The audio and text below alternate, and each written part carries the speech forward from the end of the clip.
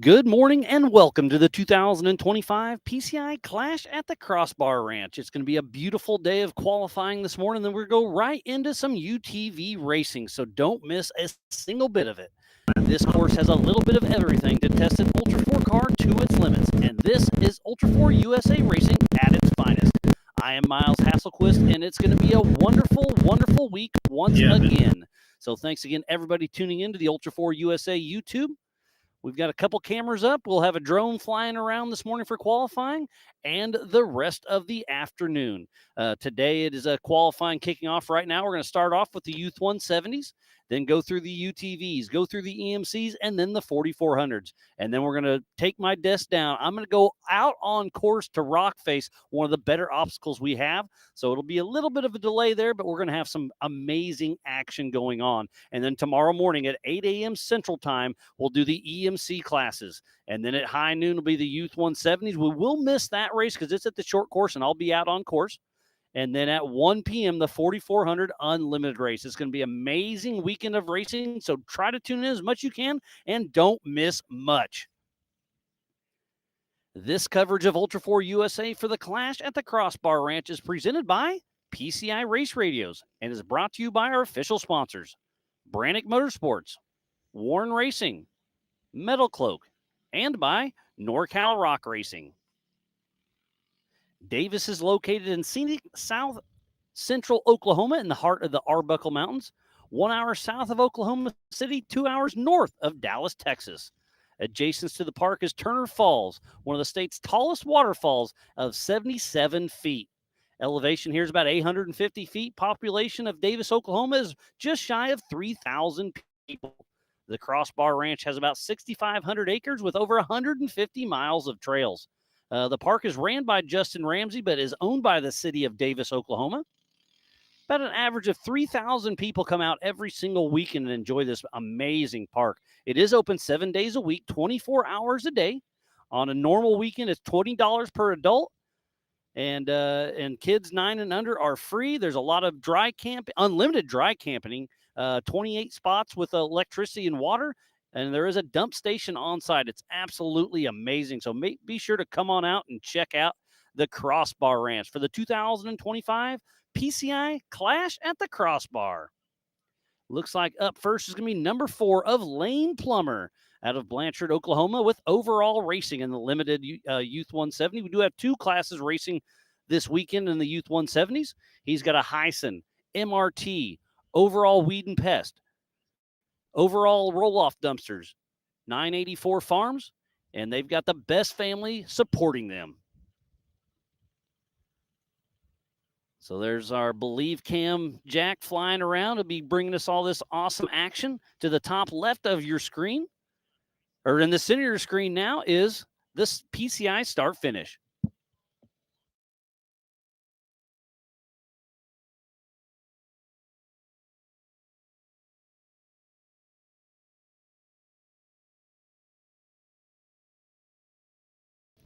So this morning's qualifying is a 2-mile lap.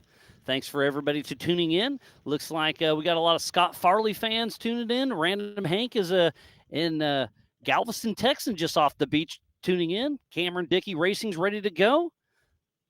Waffle Racing checking in. Flamingo Chick.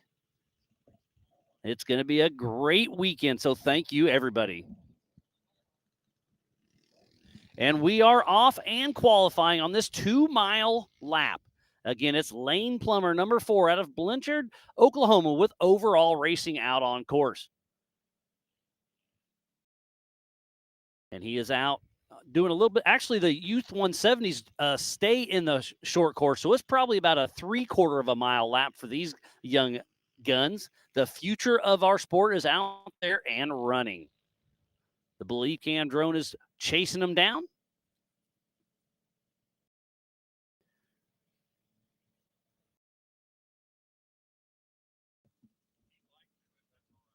Looks like we have a full throttle Jet Chambers coming in the booth and chatting with me for just a little bit. Get the headset on and let's have a little bit of fun with it, buddy.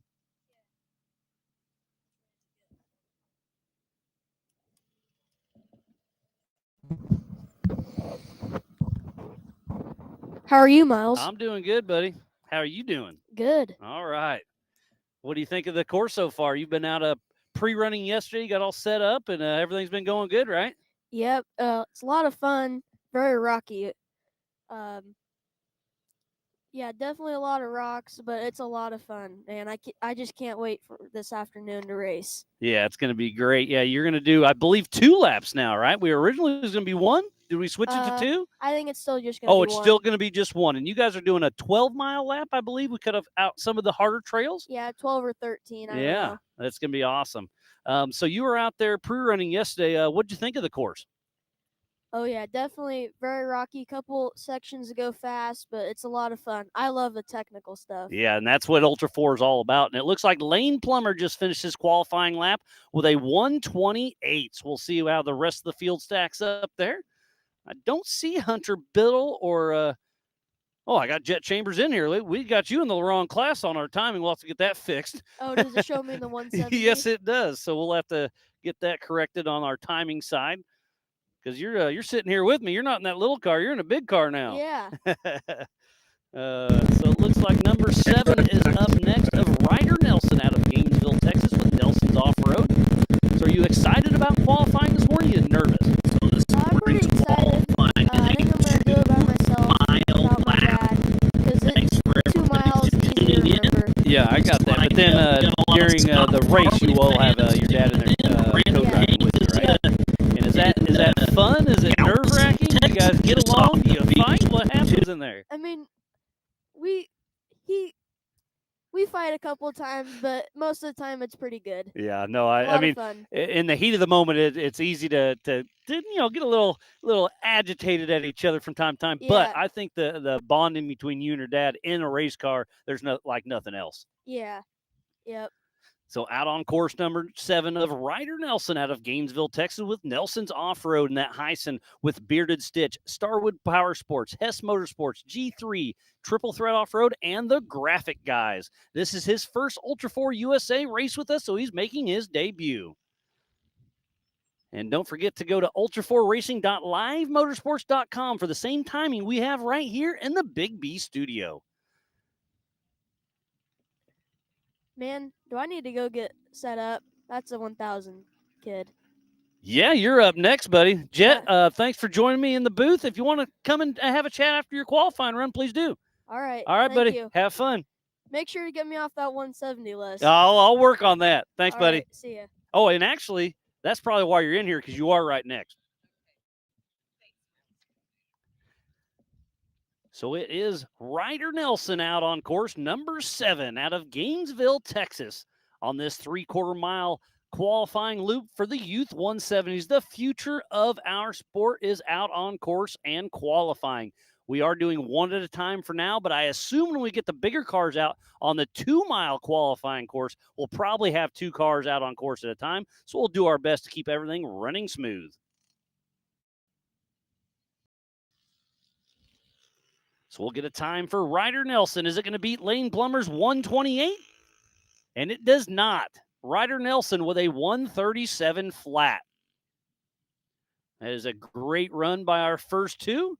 Up next, the number 831 of Eli Robbins with all things UTV out of Decatur, Alabama with Full Throttle Power Sports, Apex Powder Coating, Vision Wheels, Super ATV, MRT. His dad, Dustin Robbins, will be racing in the Pro Modified class later on today. They'll be qualifying coming up here shortly, and then it'll be racing for the 2 UTV classes. Technically 3. We'll have the Youth 1000s first, and then we'll do the 4900 All Things UTV Open, the 4900 Stock, and then we'll do the 4900 Pro Modified presented by G-Force Suspension. So out on course right now is Eli Robbins.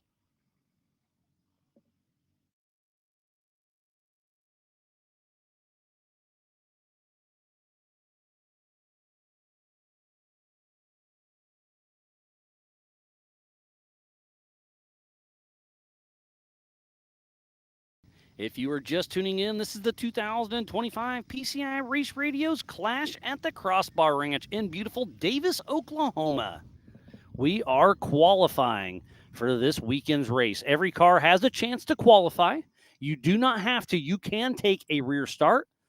Later on today, these races will be on corrected time. So when you leave the checkered flag, or when you take the green flag, your time starts then.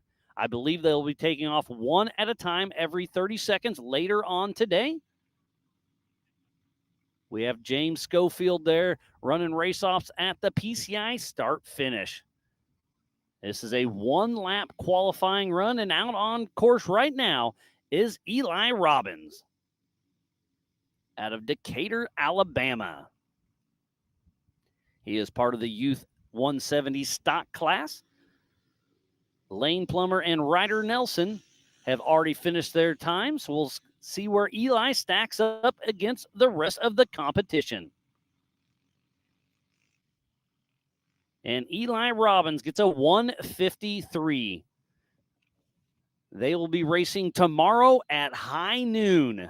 So if you want to watch, well, sorry, we won't have them live because they're going to be only in the short course, and I'll be back in the rock face. But you'll be able to see them at ultra4racing.livemotorsports.com.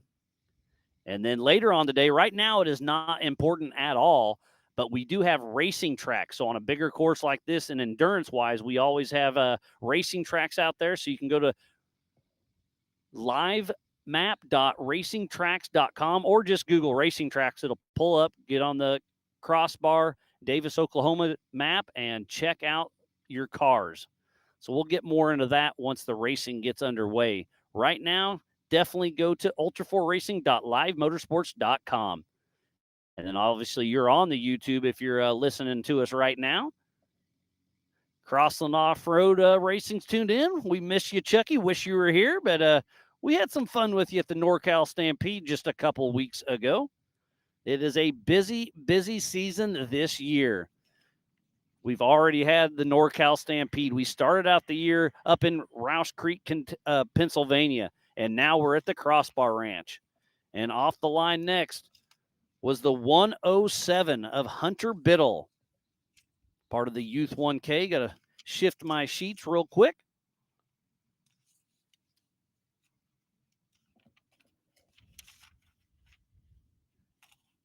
So that is Hunter Biddle and Joe Fabrizio, number 107, out of Longmont, Colorado, with Hunter Racing, part of the Youth 1K class, and that Can-Am with side-by-side performance, Elite Power Sports of Colorado, and Warn Racing.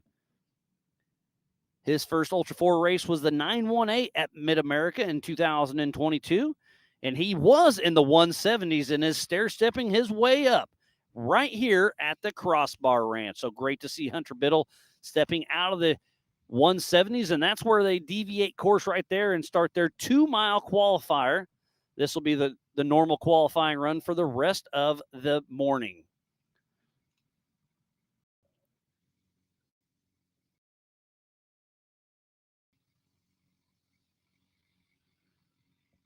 So Hunter Biddle out on course with Joe Fabrizio. I think Joe Fabrizio is co-driving in every single race except the 4400. That guy is a glutton for punishment and turning into one of our premier co-drivers of the sport. He loves it.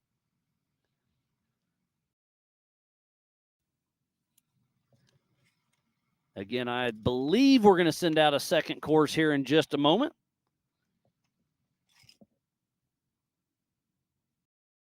And I believe that is Jet Full Throttle Chambers that was just here in the Big B studio with me. And it is. Jet Chambers is out. So we'll have two cars. We have Hunter Biddle and Jet Chambers on this 2-mile qualifier as we speak for the 2025 PCI Clash at the Crossbar Ranch in beautiful Davis, Oklahoma. The weather is absolutely amazing. So if you're anywhere in the Dallas or Oklahoma City area, come on out. We're qualifying now. We'll be racing this afternoon and all day tomorrow. It is only $30 a day per person.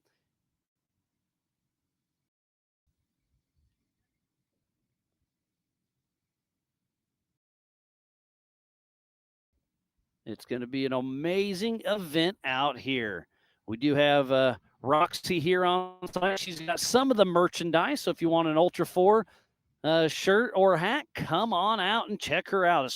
And speaking of that, we have the Roach Coach here on site, one of our food vendors. I've been hearing about a Philly that we're getting for lunch, but they've got hamburgers and all the good bar snack. They got the cheese curds, French fries, hamburgers, and that Philly. So if you're here on site, make sure you go check out the Roach Coach.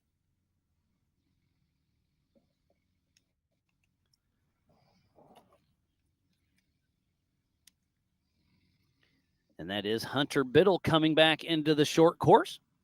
So we'll have a time for him and see how he starts the par on the first one to be the finisher on this 2-mile qualifier. The Youth 170s only ran about a 3/4 mile qualifier, but the Youth 1000s are doing the full 2-mile loop. And this is his first time at race pace during a race in that car. His dad, Tom Biddle, races in the 4600 Spider Track stock class, but with his son stepping up, he kind of stepped back for this race. I know we'll see him in that old Toyota once again, but it's great to see him supporting his son and bringing him up the ranks. Again, a huge shout out to all of our volunteers. Area 51 has been here since we got here on Tuesday, helping everything get set up. The Ultra 4 USA staff, all of the media, and there's a lot of safety guys and gals on course, USAC racers, fans, and all of our marketing partners. And speaking about them, a huge shout out to Monster Energy, Warren Racing, Brannick Motorsports, All Things UTV, NorCal Rock Racing, Rock Crawler Suspension, Freight Factory, Spider Tracks, Factor 55, PCI Race Radios, G-Force, Metal Cloak, Maxxis, and King Shocks. Again, later on today, I will be at Rock Faces, where it's an amazing spot to go spectate. We have 3 or 4 spectating areas here on site. So if you're in the area, come on out. Great spectating right here at the short course, back there at Rock Face, and a couple other spots. And if you want to come say hi on the live show, come on down. I'll be here. So we should get a time for Hunter Biddle, and it's a 4:54. It's a respectable run, but I think Jet Chambers is going to nudge him out of that top spot in the Youth 1K. Jet full throttle. Chambers is about to hit the king kicker.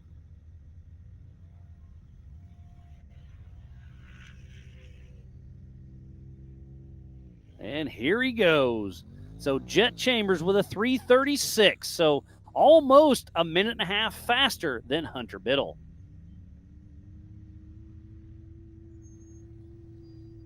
And now it looks like we're going to switch over to the 4900 UTVs. We do have 3 classes out there. Up first, looks like it's Mark McCleary in that 717. He's running in the Pro Modified and the Open class in that same exact car. 2 separate races, so he'll be qualifying 2 times today.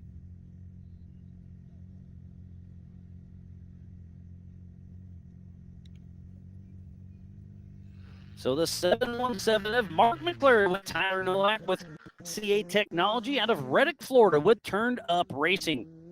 In his Can-Am with CA Technologies, Wayland Speed, PATV Power Sports, Morimoto Lights, and Super ATV. His first Ultra 4 race was Visions 2023, and last year at Vegas to Reno, he got first place. So we expect to see some good things out of that CA Technology Can-Am with Mark McCleary. And later on today, I think we're going to get some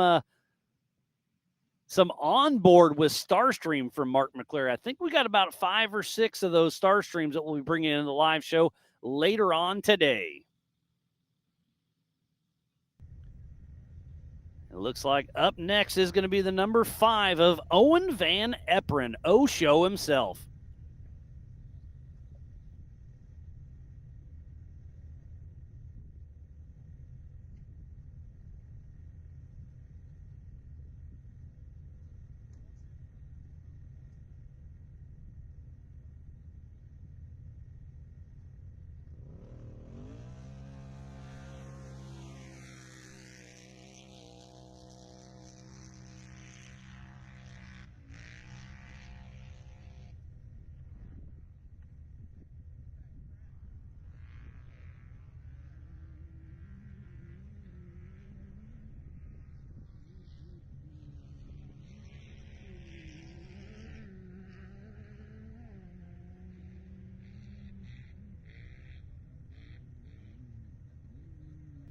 So out on course now is Mark McClary, and then just taking off is Owen Van Eperen out of Freedom, Wisconsin, with Van Eperen Racing, part of the 4900 stock class, and his Yamaha Racing R-Max with Power Sports 1, Weller Racing, Yamalube, GYTR, and GBC tires. And just like that, you can see coming in the screen is Mark McClary, and you can see the speed is picked up, and it's only going to get better and better as the day goes on. They are qualifying here for the 2025 PCI Clash at the Crossbar Ranch in Davis, Oklahoma. On this 2-mile qualifier, they will be 2 at a time the rest of this morning before we kick off the racing later on today. So it's going to be a full day of racing. Be sure to tune in as much as you can. Let's see who's on the YouTubes here. Looks like Bob Humancheck is tuned in. He was rooting on Hunter Biddle. So I'll try to stay in as engaged as I can into YouTube. I'll be switching back and forth. And a time for Mark McClary in the All Things UTV Open class is a 250. And usually I do my guessing. I kind of forgot to do that this morning. I was going to guess probably right around that 3-minute mark, and we've already broke that. So what a great run by Mark McClary. And then off the line next is the 1133 of Eric Gilbert and Joe Fabrizio out of Mulvane, Kansas, with Gilbert Racing, part of the Pro Modified class, presented by G-Force Performance. And his Can-Am Mavar, Artistic Builders, JSR Performance, the Insurance Guys, and Endura Graphics.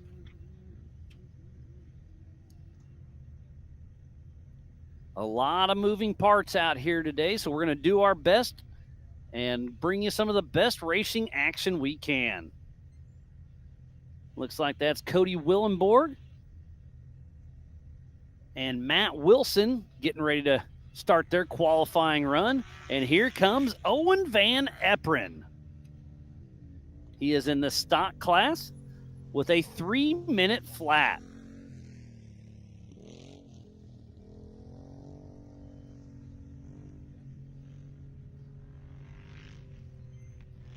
And up next is the 529 of Cody Willenborg. And he's one of the star streams we'll bring up during the race later on today.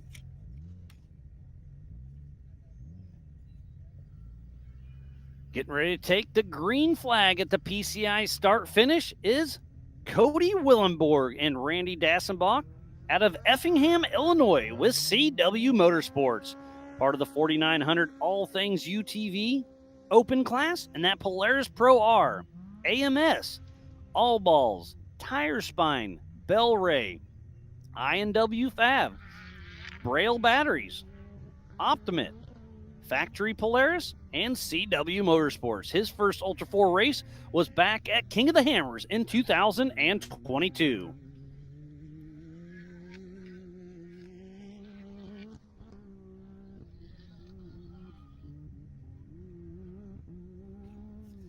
We've got a great team behind the scenes. Thanks to Chris Lundy and Take It Live for bringing you all this amazing action.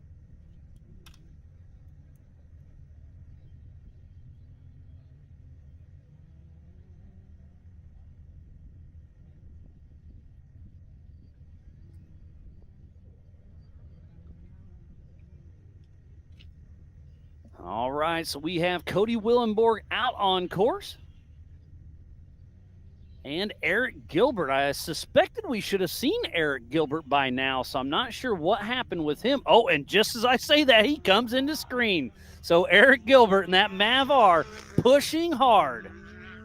And we will get a time for him. And he just moves into second overall in the UTV with a 2:58. 8 seconds behind Mark McClary and a very similar machine in those Mavars. So up next will be Matt Wilson and Chase Dutton out of Douglas, Georgia with H&H Racing, part of the G-Force Pro Modified class in that Can-Am Maverick R, built by S3, H&H Paving, MRT Tires, and Double E Suspension. As I hear Cody Willenborg and that Pro R screaming, you can really hear that car from a long ways away. Make sure to go to ultra4racing.livemotorsports.com as you can see their times here on this 2-mile qualifying course. And a 2:50 has been set by Mark McClary.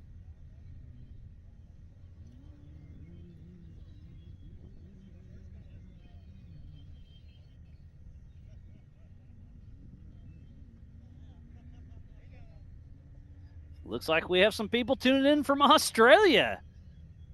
That's awesome. Thank you. Cameron Dickey Racing's checking in, giving some shout outs. Thank you. And Cody Willenborg all over the throttle as he crosses the PCI finish line. Let me switch back over. We'll get a time for Cody Willenborg, our new fastest driver of the day with a 2:45, shaved off 5 seconds off of Mark McClary. They're both in that open class, so Cody Willenborg is in that pole position thus far. But we got some heavy hitters yet to come. So far, so good. I see Justin Barth lining up, and that may be Dan Hill trying to get a visual. Nope, that's John Holsapple. So taking off the line right now is John Holsapple with Gage Parker out of Mulvane, Kansas with Wildcats. He's part of the 4900 stock class in that Can-Am with Gilbert Racing, JSR Performance, Air Capital Construction. His first Ultra 4 USA race was our first race of this season in Roush, Pennsylvania. It was a great race. We went from there to the Stampede for the first Western Series, and now here for the first Central Series race here at the Crossbar Ranch. As the FPV Believe Cam, drone pilot Jake is out there chasing down John Holsapple. And I do see Matt Wilson back into the short course. We'll be getting a time for him pretty soon. And then we'll see his car later on today, that Paul Horschel built machine. It's a 4-wheel steer, 4-wheel independent suspension driven by Anthony Yount. One of the fanciest cars in Ultra 4. That bright blue machine will be flying later on today. But right now, he is on course.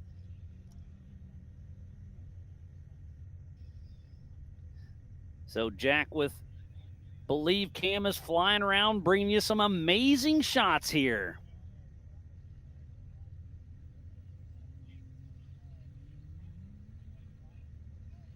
And it is going to be an amazing weekend of racing. The dust is going to be a little bit thick on this short course, but out in the woods, they're still pretty damp because they got a lot of rain here recently. So let's get a time for Eric Gilbert, 3rd overall and 1st in the Pro Modified class with a 2:58. Very solid run by Eric Gilbert. Up next is the 417 of Justin Barth and Paul Geisenhagen out of Springfield, Missouri with Barth Racing, part of the stock class. And that Can-Am Maverick R, MRT tires, Raceline wheels, ZRP, G-Force Racing. His first Ultra 4 race was way back in 2014 at King of the Hammers.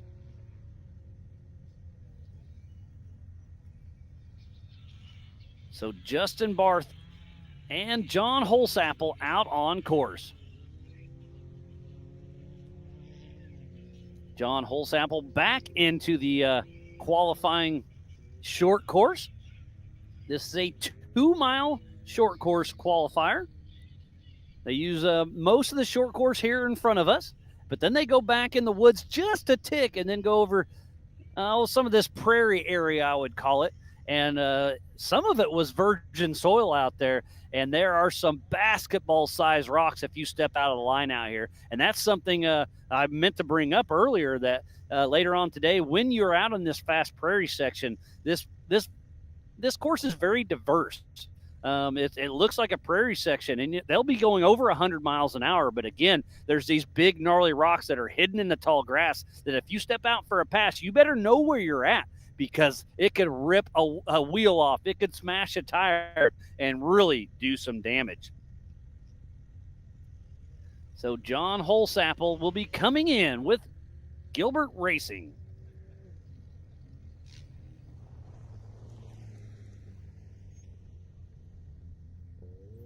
And we get a time for a whole sapple. It is a very solid run of a 3:27. I think that's Kurt Mackey. And it is Kurt the Rocket Mackey up next out of Omaha, Nebraska, with TR Racing, part of the stock class in his Can-Am, with JW Performance, Double E, TR Racing, Maxxis, and CT Raceworks. His first Ultra 4 USA race was in Rush, Kentucky back in 2023.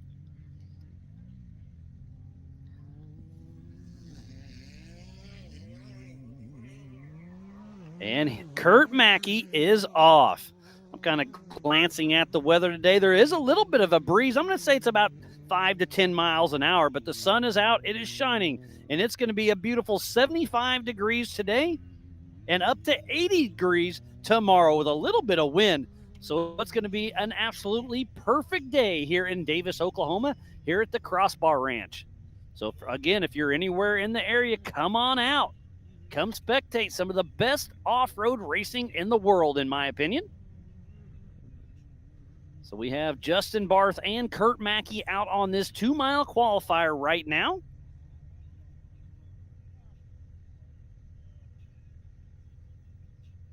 So we will be getting Justin Barth the time here very soon, but the time to beat right now is still Cody Willenborg with a 2:45.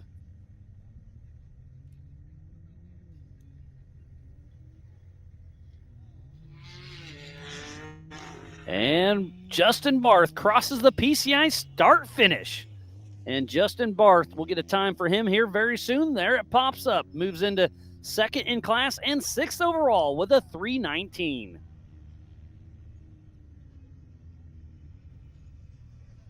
And some of these cars were out pre-running yesterday. They're a little bit muddy, but that looks like the 3:34 of Adam Brown. I'll check my timing when he takes off, and it is the 3:34 of Adam Brown and Alan Clark out of Selma, Alabama, with All Geared Up Racing, part of the All Things UTV Open class. In his Polaris Pro R with a Craftworks Supercharger, MRT, CA Technologies, PPEI Tuning, Craftworks, and Trail Armor. His first King of the Hammers was last year. Racing with us as Kurt the Rocket Mackey comes back into the short course, and he is really laying it down. I think this is going to be a top 5 run. We'll see. Next race with us at Ultra 4 USA is round number 2 in the Eastern Series at the Beach Bend Raceway. Meg 2nd and 3rd. We will be live there once again. That is a true short course with some good jumps, some big bank turns, and a little rock section right there in front of the crowd. And we'll be returning there during LS Fest later on in the season as well. And that'll be a jam-packed house and be fun to see, get some more eyes with Ultra 4 and let us experience all that is LS Fest. I know Holly EFI is a huge supporter of that event, so it'll be fun to be playing with those guys. As Kurt the Rocket Mackey moves into 3rd in class and 3rd overall with a 2:53. Solid run for Kurt Mackey with TR Racing. So that means Adam Brown is still out there and running. And up next is the 2719 of Travis Forshee and Tyler Haggard out of Denton, Texas, with Rufus Racing and Forshee Racing, part of the All Things UTV Open class. And his Can-Am with EcoStaff, Barbecue Texas, Phil's Collision, SCR Racing, Mama Ange, and the Man Above Z. His first Ultra 4 race was King of the Hammers in 2024 as driver record, but he's been in the pits with Rufus Racing for a long time. And it's great to see Ange, Chip, Scott, Travis, and the entire Rufus team here on site. This is one of their home tracks. They're out of the Dallas, Texas area, so they're only a couple hours away. And I see a very heavy hitter coming up next of Paul Wolf, who will be doing double duty.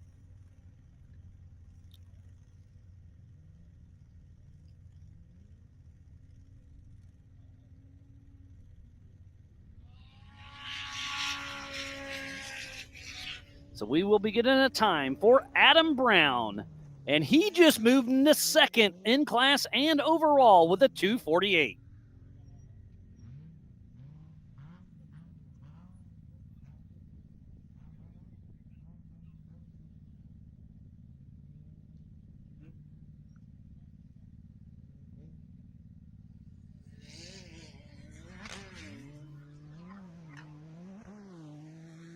And off the line next is Paul Wolf, number 1018, out of Alton, Illinois, with Wolf Racing in that Can-Am Maverick R.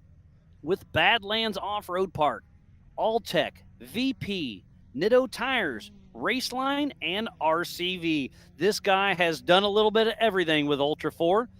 His first Ultra 4 race was in Moab in 22, where he got first place. He got second in the Stampede. He's won at Visions. He's won at Rush, Kentucky.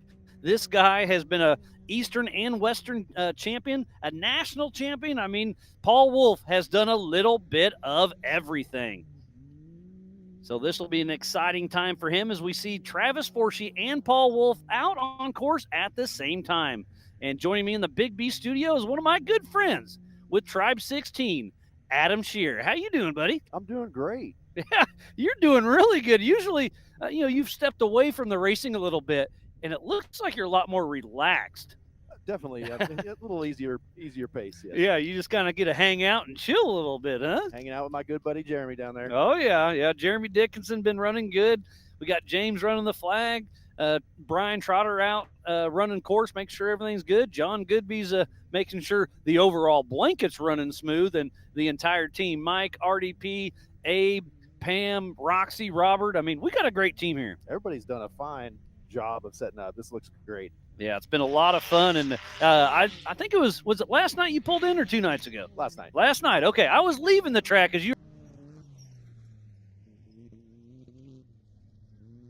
to me, so I made the adult decision, which is not my normal character. Very responsible of you.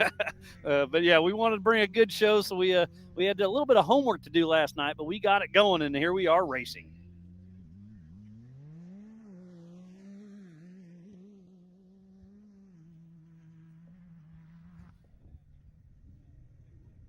So that was Mitchell Roccacelli.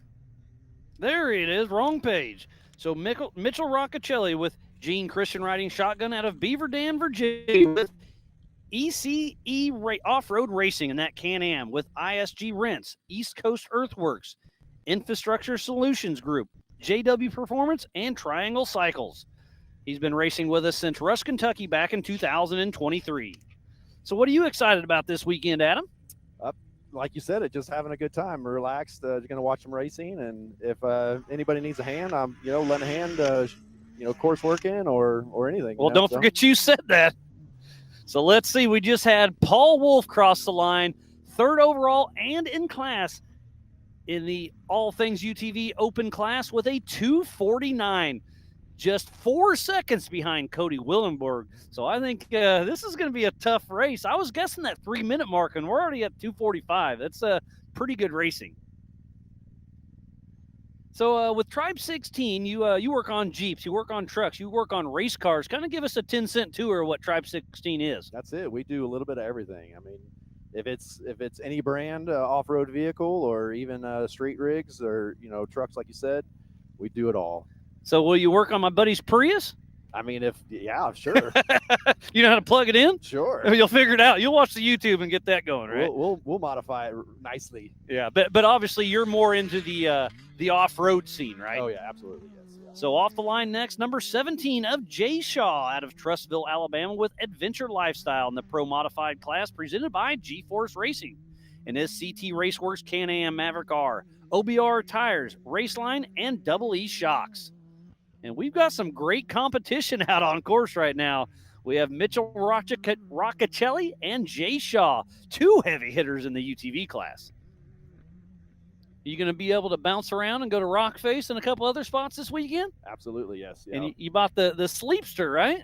No, this is the the Cheapster. Cheapster. That's right. That's right. Now the Sleepster is That's the one you built for Shirley. I got them mixed up. Right. Because Shirley's. it's the Sleepster because it's a hot rod, but it looks like an old school. And then yours is the Cheapster because it's cool, but you build it on the budget. I built it on a kind of a budget, a bunch of leftover race parts and whatnot. So not really a budget, but it's what you had. We put some good parts into it, but there was a lot of leftover parts that went into it. No, I love that rig, and I love that you and the Tribe 16 family goes out there and just enjoys the trail wheeling and still comes out and hangs out with us at the races. Oh, yeah. We still got to be involved. So Mitchell Roccacelli just moved into 4th place and 4th overall with a 250. So a very solid run by Mitchell Roccacelli. Looks like that's the 304. I believe that's Gavin Smith, and it is out of St. Albans, West Virginia with G. Smitty Racing in the Pro Modified class with Can-Am, Lynchworks, Mountain Made Off-Road, Leonard's Electric, CT Raceworks, and MRT Tires. So anything new and exciting in your world, Adam? No, not really. No. You bring Clarissa out? She is. I All right. was just actually about to do a little selfie and send it to her. She's back at camp right now. She's just making sure everything's still going good, huh? Oh, yeah. Yep. Awesome. Well, Jay Shaw just came back into the infield, and he is on a ripper. So how's Gavin Smith going to do? How's Jay Shaw going to do? We're about to find out. So who else with the Tribe 16 clans out here this weekend? We got a handful of our friends coming out, a couple from the shop, and just a small group, not too big. Lance coming out? No, what? He's Do you have him working or what? He's at the shop today holding the fort down. All right, somebody's got to do it, right? He is. He's the more responsible of the two. I get that. Well, Adam, always a pleasure. Thanks for coming and say hey, and meet me at Rockface later on today or tomorrow if you don't mind. All right, absolutely. All right. Thanks, guys. Adam.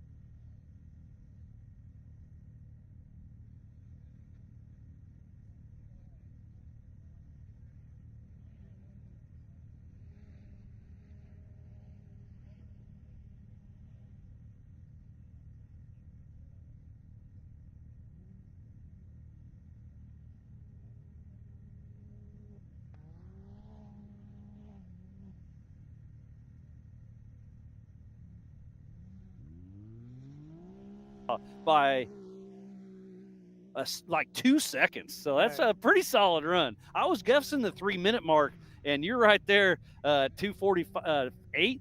That's a smoking run. Jay was laying down the heat. He sure was. So was Cody. Yeah, they all are for sure. So off the line there was Robert Leebull with Tony Brusby out of Quinlan, Texas with Leebull Racing in that Can-Am X3 with Rigid Excavation, CT Raceworks, UTV Race Shop, OBOR Tires, Double E Racing. So you've been out, you just threw down your qualifier. It wasn't hard, it was quick, but you had to pay attention.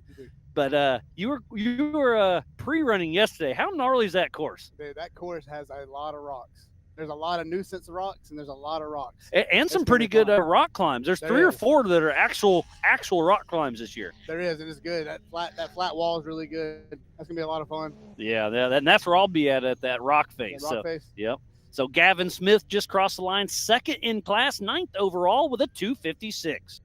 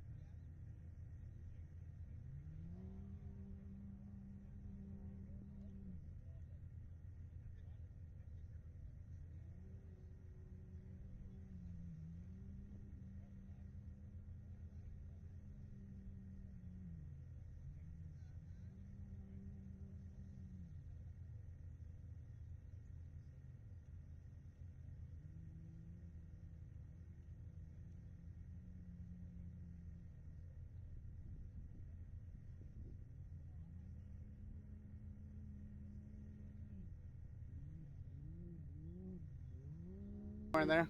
So we should get a time for Robert Liebel. Let me scroll through here, find him. Maybe. That's amazing how fast that updates. Yeah, it's pretty wild, isn't it? Oh, that's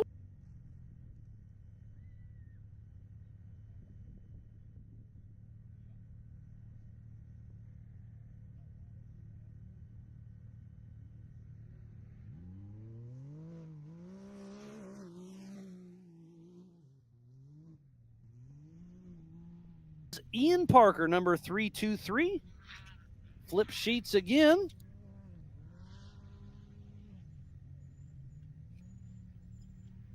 Can't ask for better weather out here today. Oh, it is absolutely beautiful. So 323 of Ian Parker and Eric Schmidt out of Mulvane, Kansas. The Flying Farmer with his Can-Am, MRT, and G-Force. And yeah, speaking about the weather, we've got a little wind. Perfect. We've got some sun. Even better. I mean, we've been here when it's been miserable. Oh, wow. And it is just as good as you can get. Hey, they better get used to these clean cars because after Oh. the first lap, you ain't going to see it in person. I'm not going to say it's muddy back there, but there's a lot of mud holes that you have to There is. splash through. And when we were setting up course in the Jeeps and the UTVs, I was just cruising through it. But you guys are going to be splash passing. Especially in that first 1 mile. Okay. You got one big mud hole you're going to have to hit. All right. Well, I didn't make that one. I was more out in the rocks out back. So there's a good one, huh? It's going to be good. And you got the smile. Do you love it? Do you hate it? Or do you love to hate it? Coming from the mud world, it doesn't bother me as much, but I got away from the mud for a reason. I get that. Yeah. I don't love mud. Well, it's fun until you got to clean up. That's true. That's true.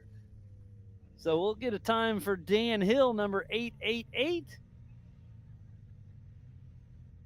And he is 9th in class, 14th overall with a 305. Very solid run. So you said lap 1, you're going to take it a little bit easy, and then you're going to start turning it up, huh? Turning it up. Try to save my car. And you're part of the All Things UTV Open class, and it's a pretty stacked field this weekend. It is. There's a lot of good people. There's a lot of good racers. So off the line next, pulling double duty this weekend, the number 47 of Philip McGilton out of Tuscaloosa, Alabama, with 47 Motorsports, part of the All Things UTV Open class, in that Can-Am with Southern Tire Mart and Pilot, Yokohama and Simpson. His first Ultra 4 race was King of the Hammers back in 2016. He's also raced in ARCA, Craftsman Trucks with NASCAR, and he won in Pennsylvania a couple of years ago. I mean, that guy's got some things going on, and we'll see him in the 4400 class in that single-seat Campbell car later. Oh, yeah, that'd be good. And have you seen car, seen his new car he's building, the UFO, Oh, yeah. the UTV/4400? I'm good. excited to see that one. There's a lot of people going UTV for the 4400. Yeah, Cole Clark's doing it this weekend, and he's not even racing UTV. He said there's nobody to race in the open class, so he's going 4400. That's my amazing. words, not That's his. what he said. That's my words. That's my words. Cole's a good driver. Oh, he's a good one. Yeah, it'll be very exciting to see. So we'll get a time for the 323 of Ian Parker. And he is 4th in class, 13th overall with a 3-minute flat. And you're only racing open. Yeah, you're in a Pro R, so you're only racing open class. Have you thought about doing double duty and getting another car and running Pro Mod and open? So I currently just bought a Talon. Oh, a Actually, Honda Talon, huh? I bought it out here. So, I do a lot of Talon work. I build the transmissions and the gear and all Nice. that. So I need to race one of those. So I bought one out here. I'm going to go through it, clean it up, put a turbo on it, and run it in Pro Mod. Okay, I like that a lot. That way it gives you a good pre-run for your open car as well. So the 3402 of Nick Anderson.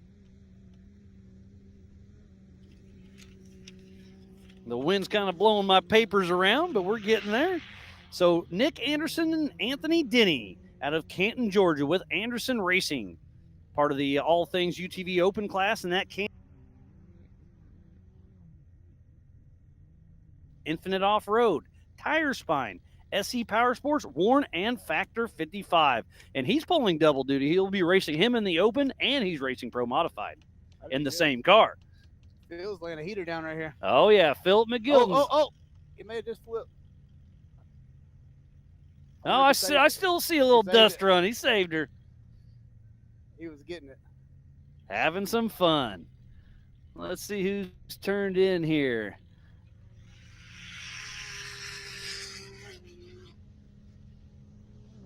Looks like Van Dill Motorsports, and it's time to bust a flower. Bust a tower. Okay, tuned in. Thanks for checking us out. I'm excited to see this chassis run this wide open design. Oh, that's Jason Washburn then? I need It to look. is. Okay. He caught a lot of trouble at Hammers. Yeah, We wiring worked on that a issues, lot. I think. It ended up being the injectors. Oh, was it? We took Oh, the so whole all the control. wiring and then it was an injector. I hate to hear that for Jason Washburn out of Murfreesboro, Tennessee, with wide open design. Part of the open class, you'll be racing with him. He's got a wide open design single seat chassis, Polaris Turbo R, Radflow, RCV, PRP, and Warn. He showed up to King of the Hammers 2025 just a couple months ago to race. But yeah, like you said, the new car blues bottom or bit him. And yeah, when I was watching, I thought it was wiring. You guys had it completely torn down, and then a stupid injector. Yep. I even hate put that my, for him. I put my Polaris computer on it. We were trying to track it down and couldn't find it. Yeah, well, that's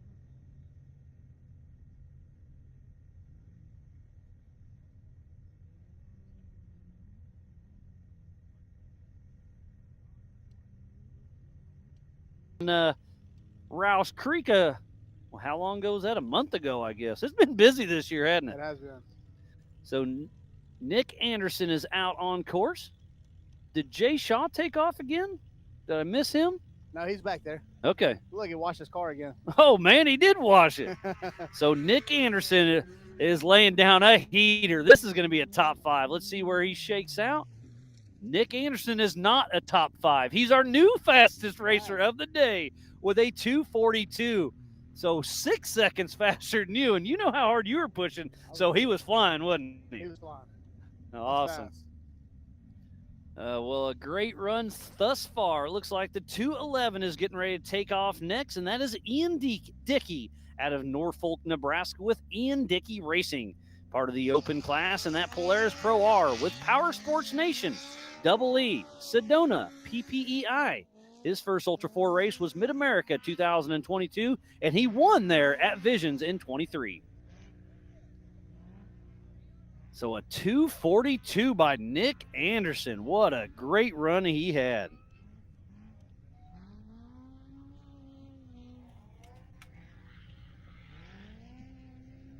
Well, Adam, thanks for joining me in the booth. I'll let you get back at it. Send Chad over here on your way by.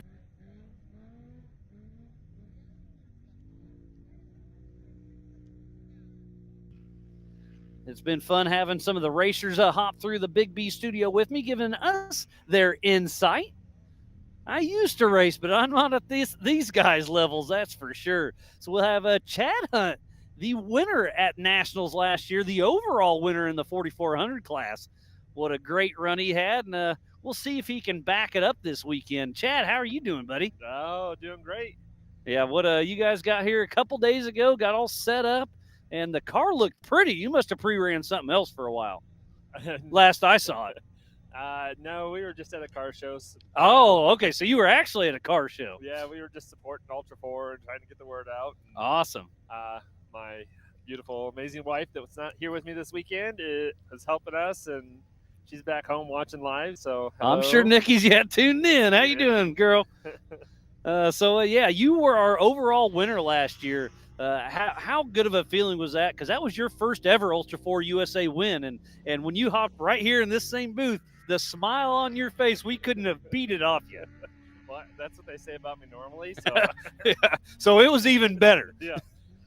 Truthfully, it was just unbelievable. It still kind of is. I'm here, hopefully going to be able to back it up and prove that it wasn't just a fluke. And the course that's laid out for us is very difficult, very challenging. So I'm really looking forward to putting that Miller Pro car to the test. Yeah, now let's get into that just a little bit, because usually we talk about IFS versus solid axle, which one has the advantage, which one doesn't. Here, I think it's pretty even keel, because there's enough go fast, but enough tight trees and rock crawling that I don't think I can make a choice on which has the advantage here. What do you think?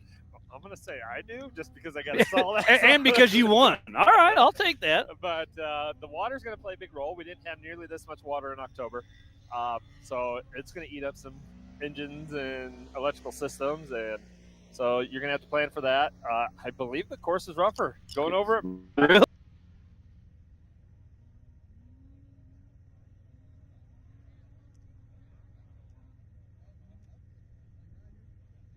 went or took our Can-Am I just got out to pre-run, and yeah, that didn't make it a whole lap. So whoops. So off the line there was Cameron Dickey out of Norfolk, Nebraska.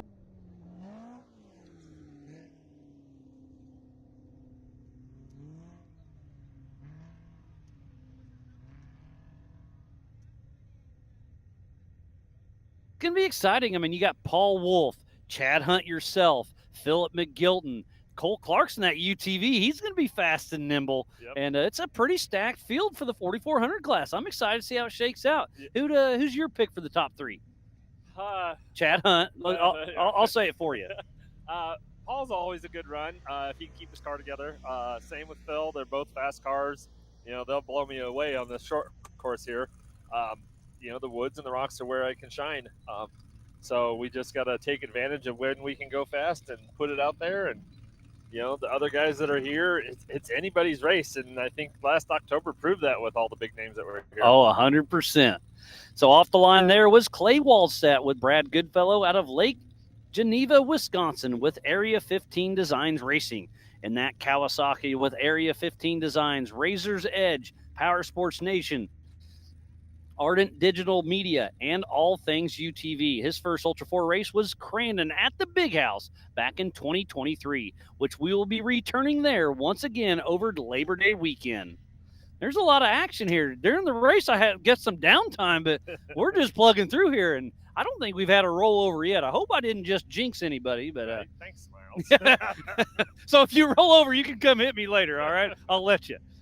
But yeah, Chad Hunt with Team Indiana. Always a pleasure having you here on track. I hate that the rest of your clan's not here. I love coming over and hanging out. Yeah, but it's busy. We missed Team Indiana. You know, our folks here. It's just us two, me and Rick, my co-driver, and you know, we're can't wait to be with them at the next event. What's your guys' next? Is that going to be Badlands or maybe up in Bowling Green? Bowling Green will be where everybody else is at. I haven't quite decided yet whether I'm going to have my car there or not. I'd love the little practice run for LS Fest, but in the same breath, I got to lay it out for the schedule and make sure and see what. You don't want to tear up the car with prep work because that's in. I think I get whole 2 weeks at home this time, which will go by in a blink of an eye. And I don't have to work on a race car. Right. Just computer stuff. Well, I don't have not only my race car, but I got my wife's to prep and get ready for. Oh yeah, she's racing with us in the stock class, right? Or Trek? In the Trek. Okay. She's not quite ready here. We're working on her. She's getting that seat time and getting used to the car. Trek is a great entry level racing to get started, and so it works and it helps get you your navigation and you're used to the car and what it's going to do. Absolutely. So let's run through the top 10 real quick.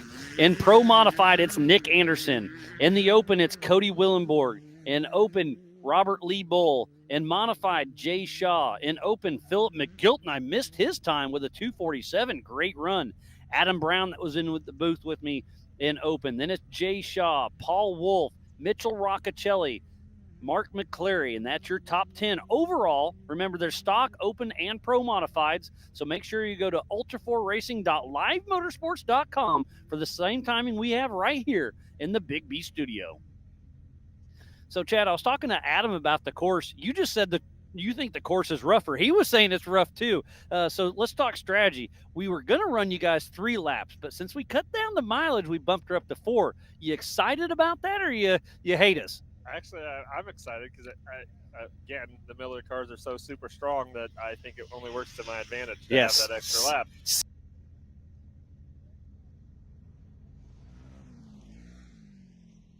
On, and we're going to go put them to the work. 40. You can't lose on 42s. Yeah, you know what they say, right? I'm telling you what, some of them holes down there, they swallowed those tires. I couldn't see them Oh, anymore. really? Oh, boy.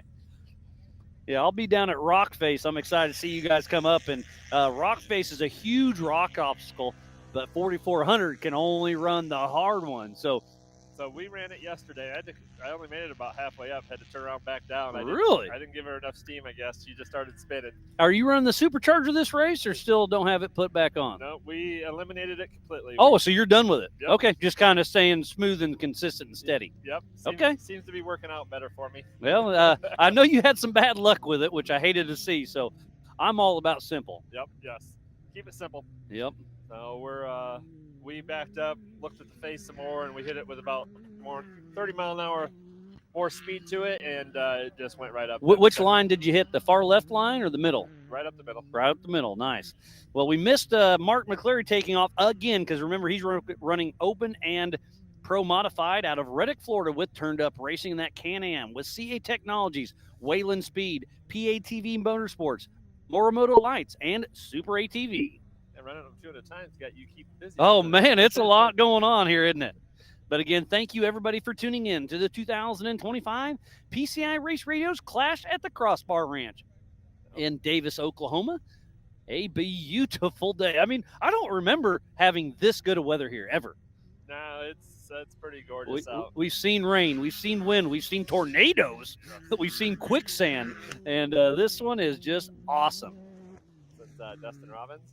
Up next, yes, Dustin Robbins, number 311, with All Things UTV, the open class sponsor. He is actually running in the pro modified class. He switched on us from open to modified this morning, I do believe. So Dustin Robbins, number 311, out of Decatur, Alabama, with All Things UTV and his Can-Am X3. All Things UTV, Full Throttle Power Sports, MRT, Vision, and Simpson. His first Ultra 4 race was right here at Crossbar back in 2017. He's won at the Stampede and at Vegas to Reno, and he is excited. He is already talking a little smack that he's going to win this race again. I wouldn't be surprised.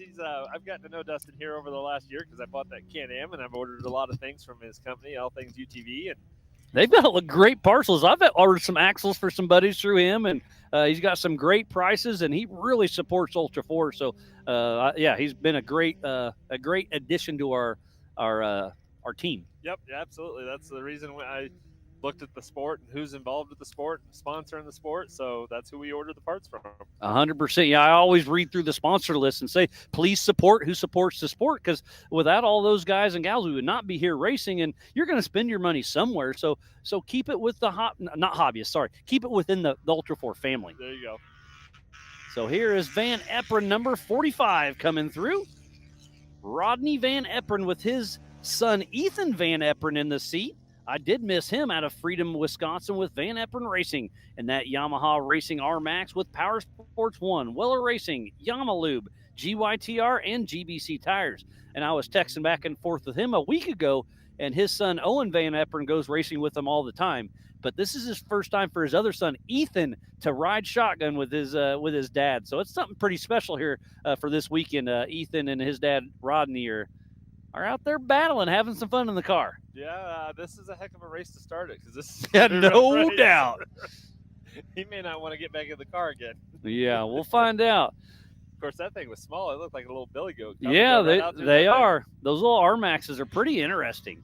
As I see Dustin Robbins still cruising along, and up next for his second run, because remember, he's running Pro Mod and Open, is Jay Shaw, number 17.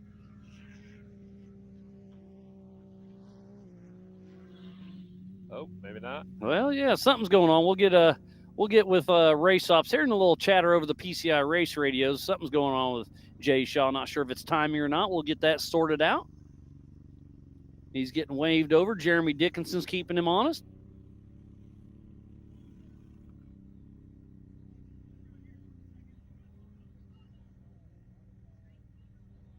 Oh, transponder. Yeah, something about transponder. Yeah, it's always something, isn't it? Yep. We have so for right now it doesn't matter, but during the race, make sure you check out Racing Tracks. That's a way to follow your favorite racer. But right now it's all about ultra4racing.livemotorsports.com as Dustin Robbins, all sorts of slideways coming to the PCI start finish and keeps her under control. That's going to be a great run. Let's see where he ends up. And I figured he'd be higher than this. Where's he at? Maybe he just hadn't updated on my end. Yeah, he's not that far down the list. Well, I'll have to do a little bit of looking later, but Dustin Robbins just threw down a great run. Let me try to update the computer here.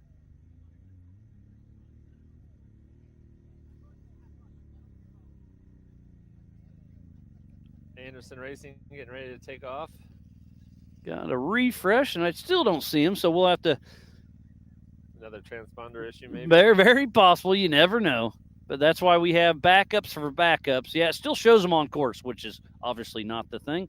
But there is a camera for a backup at start finish. So if there is a transponder issue, we have a data log camera that'll take a picture of everybody that crosses with a timestamp to keep everything running smooth. Well, that works. So yeah, Nick Anderson up next. Again, he's running in the open and pro modified. And then I see the EMC cars lined up. They'll be going out on course next. I see John Rance, Sean Rance, Cody Sinclair, and Ben Ertl. So we got about, a fourth of the field. I was just getting ready to say, how many EMC cars we got today? That's a good question. I have that answer somewhere.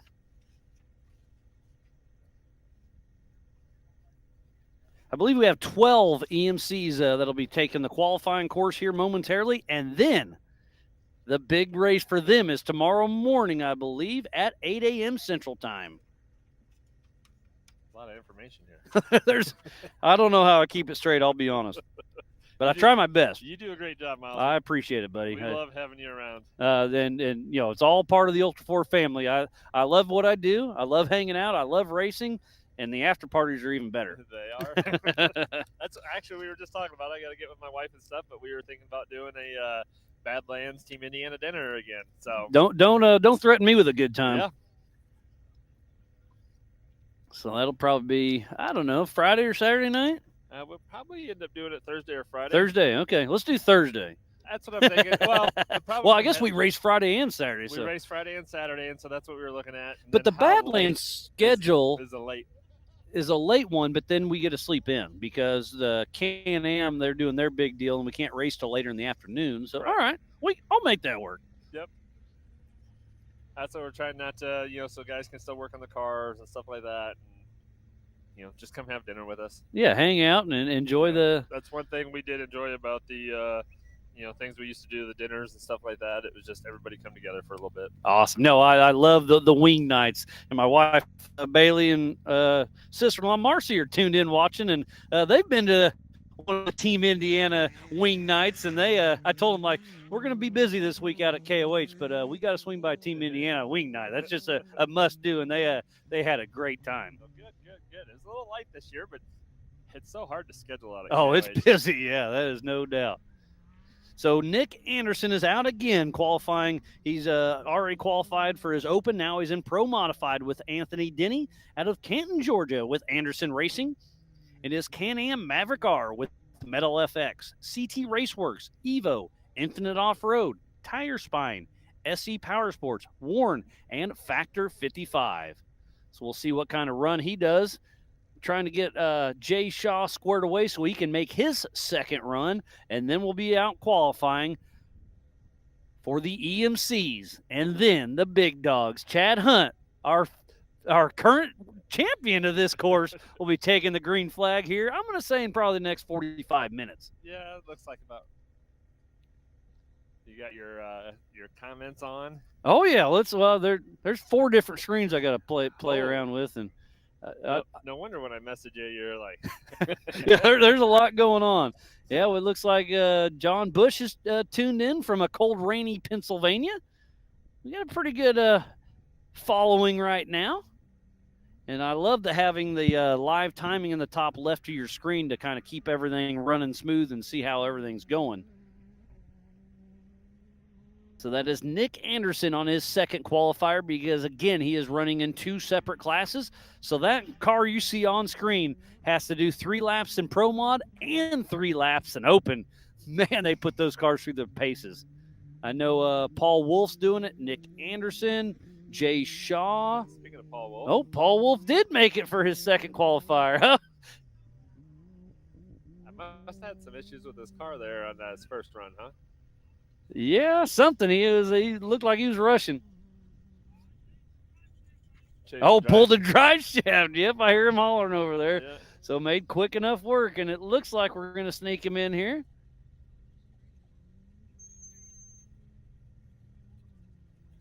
So we'll see what kind of time Nick Anderson can throw down.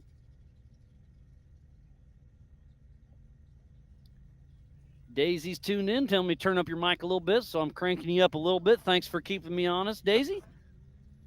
Earlier, I had Jet Throttle in here, and he was talking loud, so I Yeah, cranked him down. There we go. I think we got a little better volume there. Thank you. Yep, not a problem. Maybe the mic's too far away.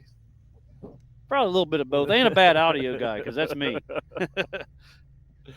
You got enough here going on. Oh man, it's busy, but thank God we have Chris Lundy with Take It Live out back at home switching the shows, because in Pennsylvania I was doing the switching shows as well. Paul's pulling back off, it looks like.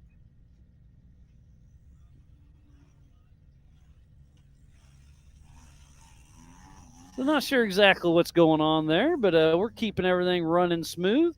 Looks like they're still trying to square away Jay Shaw's transponder. Not sure what's going on there, but we'll get it squared away. See, Tad Dowker there, and let him come in and talk to you a little bit. Let's switch it up. Chad, always a pleasure, and congrats on winning the national championship race here at Davis, Oklahoma last year. And the crosshairs are on your back, buddy. I know they are. Thank you. Yep, all in good fun. Chad Hunt, last year's winner at this race here at the Crossbar Ranch. So we're going to bounce through. We got some more fun guys coming in the booth. We have Tad Dowker coming in next. Tad, how you doing, buddy? Hey, I'm good, Miles. Yeah, beautiful day out here. Oh, we've been saying that. Everybody that comes in keeps saying that because it is beautiful. You can't get much better than this. Were you here for the tornado rain race? No, I wasn't either. Thank goodness. But like I said, we've seen it all here, and to have just the wind is the racer's friend for the dust. It's here. Yeah, it's awesome. I don't think it's gonna be terribly dusty. There's certain spots you'll get it, but I don't think it's gonna affect this race at all. Really. I don't think so. In the short course, it will get dusty, but it's not a make or break. But the wind will help with that, and hopefully it kind of dries out the back sections because there's a few mud holes that's going to make it hard for me to tell who's who. Oh yeah, the cars are going to be brown. I mean, I bet you there's 40 or 50 water crossings, and yeah. You don't slow down for them either, do you? I did. We have to on some. There's some deep ones. I mean, there's some you can splash. There's some you can go decent, but there's some you're gonna have to check up for. So. Yeah, it's going to be a combination. Yeah, so Tad Dowker is part of the 4400 class, and Bambi, the old Trent Fab car that's still plugging away. And that thing's one of our older cars, but that goes to show you how well Trent Fab builds cars. It's still out here running strong. Yeah, we've made some small changes, had it for some years here, but it's still a competitive car. It's solid axle, but I think like this racetrack is really versatile, and you can really, show what a solid axle can still do. So. Yeah, I was talking to Chad Hunt about that just a little bit ago, that usually I talk IFS versus solid axle, and he thinks the solid axle has the advantage here. I kind of think it's very even playing fields. Yeah, it's very even. I think this one, they cut a lot of the high-speed sections out, so I think that probably plays in a solid axle favor, even though I love those high-speed sections. Oh, yeah, so they're I'm fun. kind of bummed we're not doing that, but it gives the spectators a little more playing area is what they were doing, because 3,000 people come out here on average for the weekend, so they want to come watch the race, but then they want to go take a break and go do a little trail ride, and so we're trying to make it good for everybody. Yeah, I completely understand it, but it is fun out there, and it's one of my favorite things about coming here. Normally, is you get to go run that high speed stuff. You get a little break from the back stuff. I mean, it's so rough. I mean, they just changed us from 3 to 4 laps this morning. And it's kind of a love-hate thing, we want the time on the track, but you also, after beating around for 3 laps, you're like, is this over yet? Can I we get be that. done? And you said you've made some small changes to your car, but one of the big changes you made is, don't you have a 500 cubic inch engine in that thing? Yeah, last year we switched over. The guys at FTA, we worked with them on an engine program. It's a 501 cubic inch LS-based motor, but it's been really good for us. 501, that's incredible. Yeah, it's an animal. I mean, it's no shortage of power, so you got to behave yourself. But so you can get yourself in trouble if you want to, right? Yeah. I'd love to go back and look at the logs sometime and just see how often you actually crack it wide open, because you don't have to. Because it's always there. Huh? But no, it's nice to have, and it's been really reliable and consistent for us. So very happy with that. And do you have Chris Piva or Andy this weekend? Andy's here this weekend. Okay, nice. So yeah, we're gonna go splash around in the mud together. Have some fun for 4 laps. For 4 laps, yeah. Yeah. In the drivers' meeting, could be announced. I was like, yes, because we were talking about it. There wasn't a final decision, but the more the merrier for me. I'm sure you have some mixed feelings, but I think that it's going to be a true showing of what Ultra 4 is. Yeah, I mean, I I prefer the 4 laps, to be honest with Okay, you. I was a little perfect. disappointed when we seen the 3. It's only 15, 16 miles, so that pushes the laps up there. And I think endurance, you really got to get that higher lap count to, prove the endurance part of the race. Yeah, it's just right at 60 miles basically. So yeah, and it's gonna be a hard 60 miles. I mean, there's 50 of those 60 miles are gonna be hard. You got to be concentrating. So, in your car, I'm going to guess you can make the entire race on 1 tank of fuel. yeah, we actually have a unique system. We have 2 tanks. So, Oh. we have both tanks in there right now. So we'll fill the front one, and then we'll put whatever we think in the back, so we can hopefully go without stopping it all. A little weight bias. Is that why you do the front and then the back, or? Typically, that's why we allow it to do that. And if we don't need both tanks, we don't need the spare tire, we change the suspension and stuff, so we can get a little advantage. Like, we're actually running without a spare on the qualifying and softer springs, and then then you got to switch the springs we'll up? switch the springs, put spare tire on. You guys like working on stuff too much.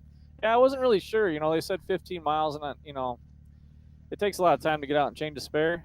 So if you can get away with driving on a flat or the liner, we try to do that where we can to get back to the pits. But 15 miles on a flat tire sounds like a bad day.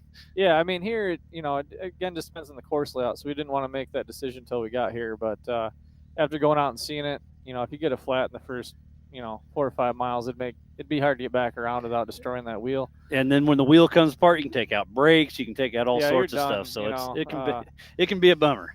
Yeah, if it was like a little rock section, though, it's not a big deal. But being relentless and coming at you the whole lap, you got to have a spare. So.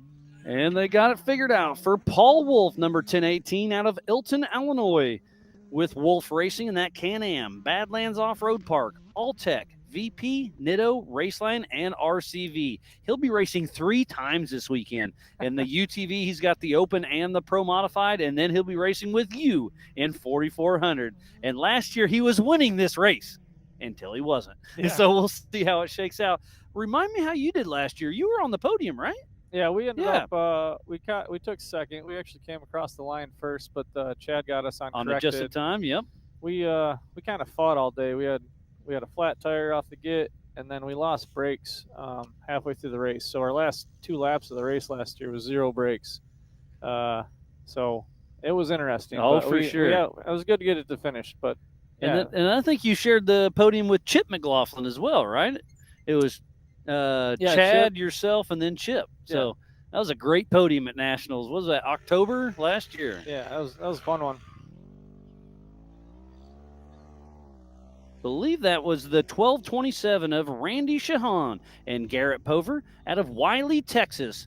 Regular Guy Racing. He's in a Polaris with Certified American, Power Sports Nation, Amsoil, Rugged, Raceline, and he is making his Ultra 4 USA debut as we speak, as Jack with Believe Cam is chasing him on this 2-mile qualifier. First race, huh? Yeah, this is a good one to pick, huh? Yeah, that'll wake you up. Show you what Ultra 4 is all about. Oh, 100%. I'm sure he's got the butterflies too. That first start, first qualifier. I'm sure you still get butterflies, don't you? Yeah, I don't think we'd keep doing this if we didn't. Exactly, yeah. That's qualifying's when I feel it the most, to be honest with you, and then you get to the race, you're pretty settled. But, yeah, because qualifying, it's one and done. It's a 3.5 minute loop, and it's all on the line. You have to be fast. And then when you get in race pace, you kind of slow down, get in your rhythm, don't overdrive. Yeah, settle in. Yeah, qualifying's always a challenge. You got to go out there cold basically and throw down your best lap and also not make a mistake because, we're racing tomorrow. So one little thing could ruin your whole weekend. Paul coming around. Yeah, we'll get a time for Paul here in just a minute.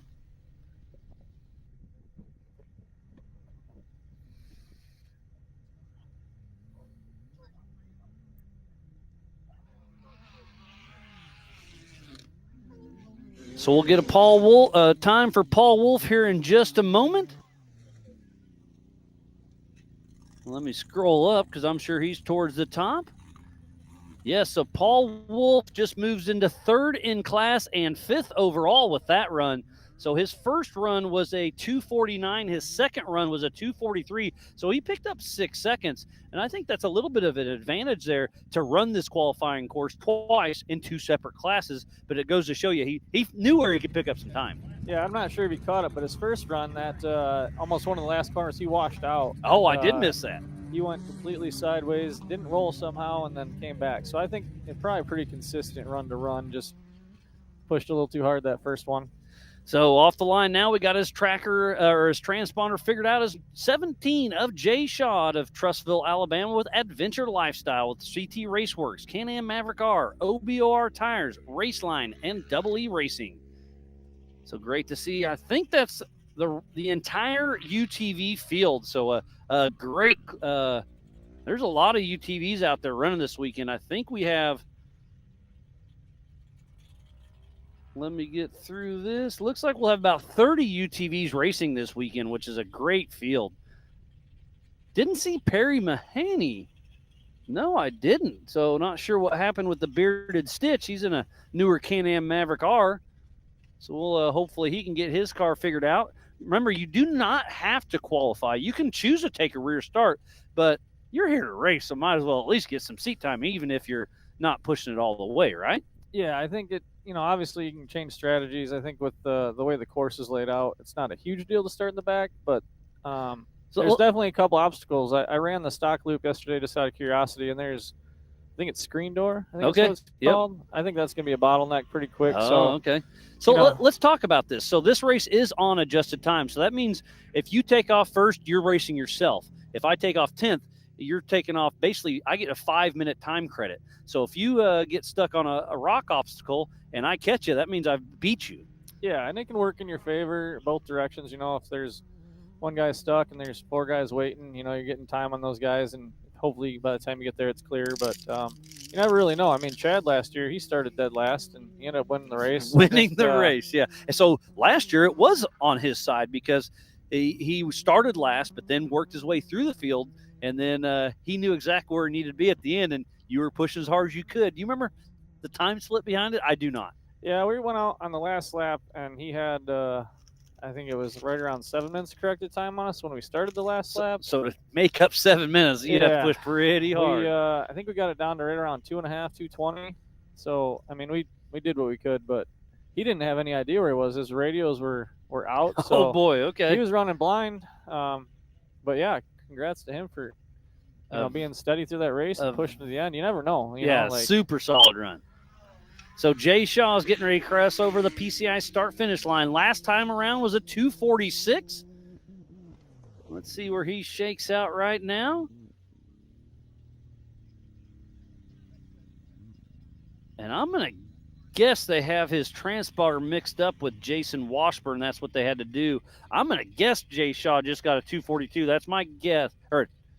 No, there's something going on there. We'll get that squared away. Nope, there's Jay Shaw. So Jay Shaw got a 2:44 at one lap and a 2:46. So talk about consistency within 2 seconds. Yeah, that's pretty decent. It's interesting to see how the course comes in. A lot of those sharper corners and stuff, they get rutted up real bad. It's good and bad. Depends how hard you run into them. But so the fastest of the day thus far is Nick Anderson with a 2:42. That's a solid run, and I think the 4400s will be about a similar time. I don't think there's a huge advantage for the UTVs here. Yeah, I mean, there's a couple spots we can stretch our legs a little bit more, probably out in the prairie area there, and then that back stretch over there. But for the most part, they'll be pretty similar on this track. And let's talk about that prairie, because I was talking about it earlier that you can really get some speed out there. But there's these hidden boulders just on the outside that could smoke a tire, which can take out whatever, right? Yeah, it's crazy. We normally race here in the fall, and it's kind of mind-blowing. There's a section we go through on the race course, and you can out there, see more right now. And it is just boulders everywhere, and you don't see it in the fall because it's all tall overgrown. Grass. Yeah, you're like, well, don't go off course. That's yeah, for sure. Exactly. It'll ruin your day. I'm gonna flip some papers over here because we are going with the EMCs. We have the 4600 Spider Track stock class, the 4500 mods, and the 4800 Brannick Motorsports Legends class. So off the line first, that is going to be John Rance out of Farmington, New Mexico, with Drew Anderson riding shotgun, the number 431 with Mud Nut Racing in that 2021 Ford Bronco with a EcoBoost with 310 horsepower, a 7-speed manual transmission, 74 weld portals, Milestar, Raceline, Rough Stuff, Fun Haver, and Ford Performance. Well, Tad, you're more than welcome to hang out with me if you want, but if you want to go get your car ready and get your suit on, you're more than welcome to bail whenever you're ready. Yeah, we'll head out in just a minute. I just want to see John run around here, but yeah. So John is in the 4600 Spider Track stock class, and they're basically a stock vehicle from the factory. They have to have a stock OEM frame. Wheelbase must stay within 3 inches. Factory engine, but may be replaced with anything in the same year, make, and model. Factory transmission, 35-inch DOT tires, single shock per corner, factory-style suspension, and mechanical steering. And let's talk about a DOT tire. That's the same thing I have on my Jeep. You have on your truck. You have sticky race tires. Give us your 2-cent tour on a DOT tire compared to a race tire. Yeah, it's not even comparable, really. I mean, especially if you have an off-roading background, it's a crazy difference. Especially here, there's some really good traction rocks, and there's rocks that are basically like driving on ice. So I think it's going to be a huge disadvantage. I don't think the height's crazy. It just definitely, it's going to make stuff a lot rougher, falling a lot of those cracks and stuff. But there's definitely a couple climbs where it's going to be an extra challenge with those tires. I know they separated the 44s from some other stuff, but it's still going to be challenging and not overdoing it. And then let's talk about the rock face. You have to splash through that water straight into a straight up. And I was out there kind of checking out the course yesterday, and Mick Hinson in a little Toyota, he tried to hit one of the rocks, and he just made it halfway up there, just had the squirrel spin up and started going backwards because it's so slick. Yeah, it's unreal. That spot is mind-blowing to me. We got a 4400 car, 40-inch stickies. We went through it yesterday, just kind of moseyed, then went to go up the hill, and we went up about 20 feet, and it said no. Chad Hunt saying the same exact thing. Yeah. That's funny. So a lot of the stuff here is momentum wheeling. You can't crawl. Obviously, we don't crawl much of the racing anyways, but you really got to learn to carry the right amount of momentum. And wheel speed, too much wheel speed, too little wheel speed. There's that sweet spot. And that's where seat time comes to advantage and pre-running. Yeah, and that hill, it starts the first lap's the easiest it's going to be. You got all these guys splashing through there consistently, spreading that water out. Dragging it up the hill. So as the race goes on, that's going to get more and more challenging. 100%. So John Rance with Mud Nut Racing out there in that Ford Bronco, part of the 4600 Spider Track stock class, with a pretty solid run right now. Obviously, it's going to be a lot slower than a UTV, but I'll bet you it'll be just shy of 5 minutes. So let's talk strategy on race day. 4 laps, how hard do you push? When do you push harder? Do you stay smooth and consistent? You try to get out front ahead of those bottlenecks? Yeah, our goal pretty much this whole season, we just picked the races we want to do this year. So our goal is to go out there and put the car up front or out in the top couple. So and have fun, huh? And have fun, I like it. So we're just going to push from the get-go and see what happens. I think whoever is leading is going to set the pace, and we're going to run that until the last lap, and then everybody's going to go flat out and see where we can get. All right. I love that style for sure. So John Rance should be getting a time for him, and we do, with a 3:51. Yeah. Whoa. I was way off. He was moving. I was thinking around 4 minutes, but I didn't want to shoot myself in the foot. Yeah, I did. I shot myself in the foot. That is a super solid run by John Rance. So we're going to intermix the stock. I don't see Mick Hinson. Oh, he texted me this morning. He had to drive home last night and rebuild his transfer case. So he was on his way, but apparently he's not going to make qualifying. But there's a smaller field of 4,600 cars, so qualifying for him isn't that important. Hopefully, you can get the car here, get it checked out, and ready for race day tomorrow morning at 8 a.m. Central Time. Yeah. All right, Miles, I'm going to go get suited up, ready to go. All right, Dad. Always a pleasure. Good to see you, and best of luck out there, buddy. All right. Thanks, man. It's been fun chatting with these drivers off and on this morning. We'll try to keep that trend going. Pam's out there running the social media. We got Jeremy helping with staging. Mike's helping with staging. We got James running the start-finish. Goodby's running everything. Brian Trotter is out on course, making sure everything's running good. We have Abe. We've got RDP. We've got Roxy. We've got Robert. We got the entire Ultra 4 USA team here on site, making for some great racing action. So I have a little bit of a break in the action. Let's give a huge shout out to Monster Energy, Warren Racing, Brannick Motorsports, All Things UTV, NorCal Rock Racing, Rock Crawler Suspension, Freight Factory, Spider Tracks, Factor 55, PCI Race Radios, G-Force Suspension, Metal Cloak, Maxxis, and King. So please support who supports the sport. Without all those wonderful marketing partners, we would not be racing here today for the 2025 PCI Clash at the Crossbar Ranch in Davis, Oklahoma. And if you're here on site, go check out the Roach Coach. They're serving up some burgers, some Phillies, and all the fried food you want. We also have Maxxis here on site. We have Raceline here. So make sure you go check out these sponsors that are here on site, the vendors. And Roxy's got some shirts, some hats, and is always having some fun.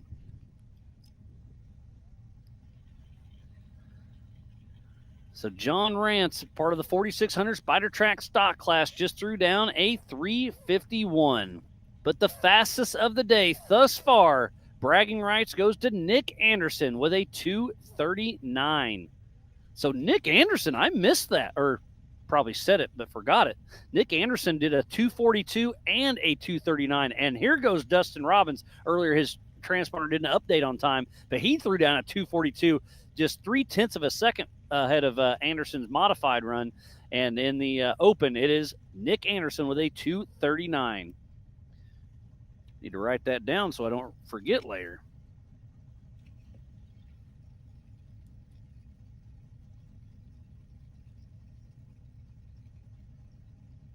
So Nick Anderson with a 239 and a 242 in that same identical car, because it is a pro modified car, but you can move up classes, you just can't move down. Oh, got a spam call coming through. Got to hang up on them. So up next is Sean Rance, John's dad. He's running in the 4500 modified class. We'll give you a rundown on what that exactly is. You can have 2.5 shocks per corner, limited to 14 inches of travel, mechanical steering, maximum of a 37-inch DOT tire, and you have to have a front-mounted engine, but unlimited horsepower. So if you're just tuning in, we thoroughly appreciate each and every one of you.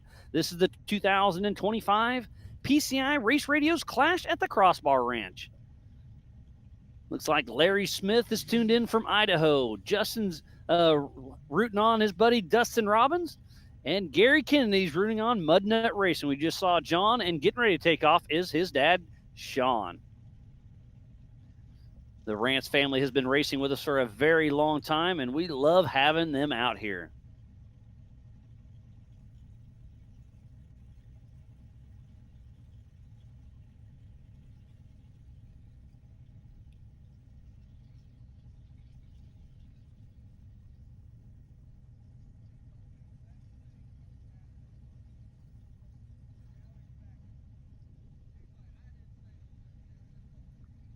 Trying to get caught up on social and everything in between, but so far, so good.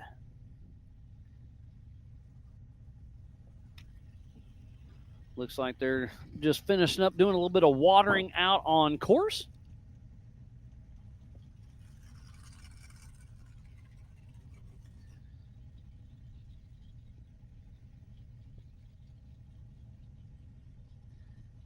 It's Mel Wade's birthday today, Josh Atterbury, and Bill Hilliard, all part of the Ultra 4 family. So a big birthday shout out to those guys. Hope you have fun and hope you tune in to some Ultra 4. Wish you were here, but I get it. Life gets busy.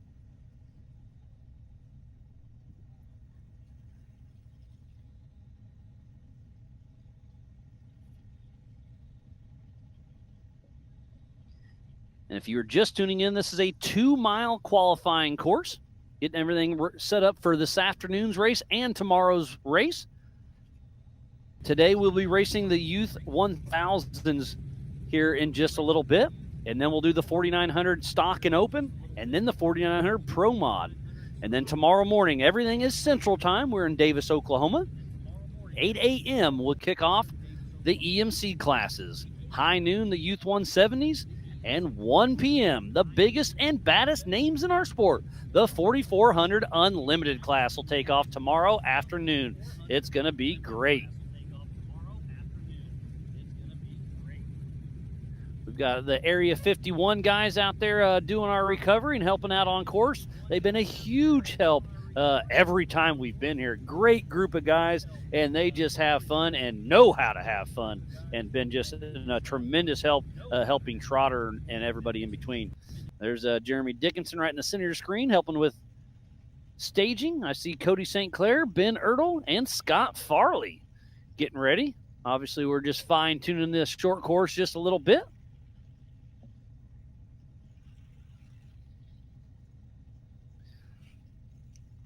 So let's go over who won these races last year and see who is here. So right now we just went through the UTVs. In the stock class last year, it was Nathan Parker, Jeremy Blackburn, and Mark McClary. In the open class, it was Paul Wolf, Cody Willenberg, and Cameron Dickey. In the pro mod, it was Paul Wolf, Caleb Rupp, and Scott Lesage. In the youth, it was Wyatt Cotter, Caden Gamble, and Tristan Fulcher. In the stock youth, it was Eli Robbins. These are 170s. 170s, it was Cash Martinez, Carson Hill, and Tristan Fulcher. In the youth 1000, it was Eli Harris, Peyton Dunford, and Mason Dowker. In the 4600 Spider Track stock class, we just saw him run, was John Rance, then Doug Langford and Gray. In the 4500 class, it was Jesse Oliver, Dwayne Garrettson, Diesel Krentz. In the 4800 Brannick Motorsports Legends class, it was Sean Reisky, Scott Farley, and Jeff Martin. And in the 4400 class, it was Chad Hunt, Tad Dowker, and Chip McLaughlin.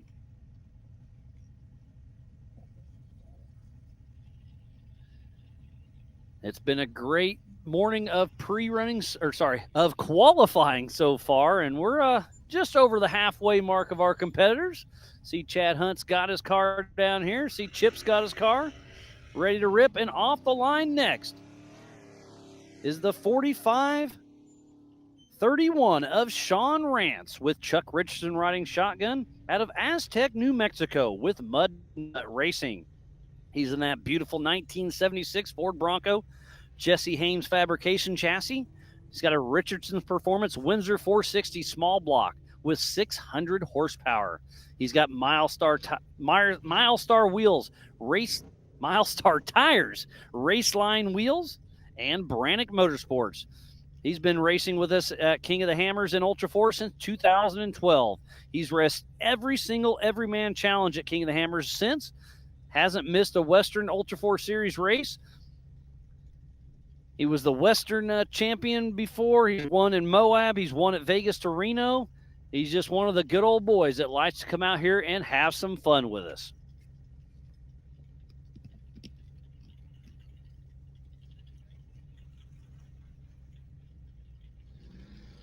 And off the line next is the 45-61 of Cody St. Clair, the Texas Kid, with Tyler Haggard riding shotgun out of Ponder, Texas, with SCR Motorsports. Tribe 16.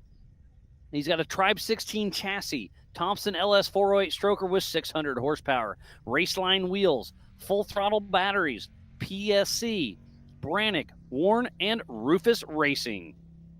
His first Ultra 4 race was back in 2015. He's won at Visions. He's won at Disney. He's won at Havasu. Can he do it here for the 2025 PCI Clash at the Crossbar?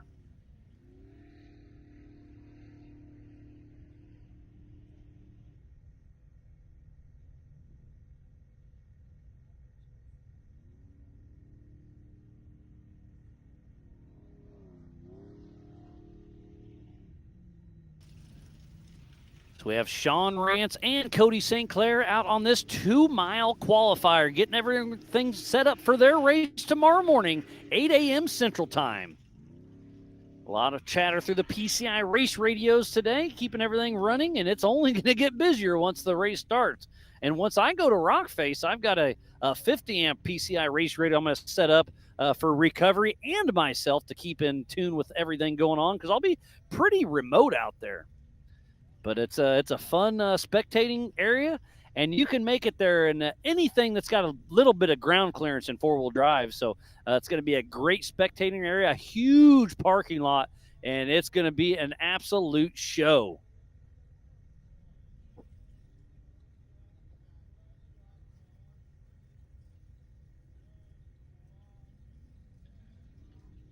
So Sean Rance and Cody St. Clair out on course. And we'll be getting a time for Sean Rance here in just a moment. Got to switch screens real quick.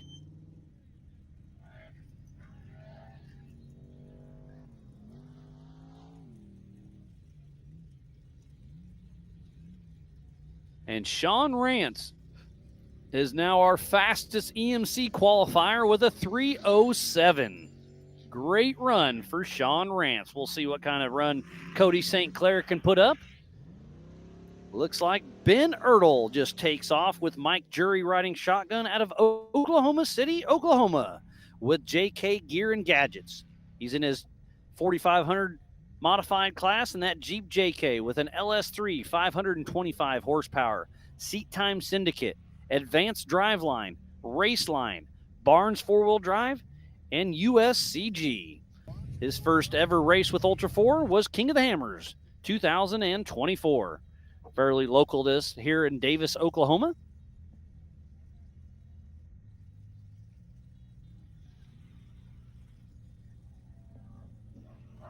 And here comes the Texas kid, Cody St. Clair, across the PCI start-finish.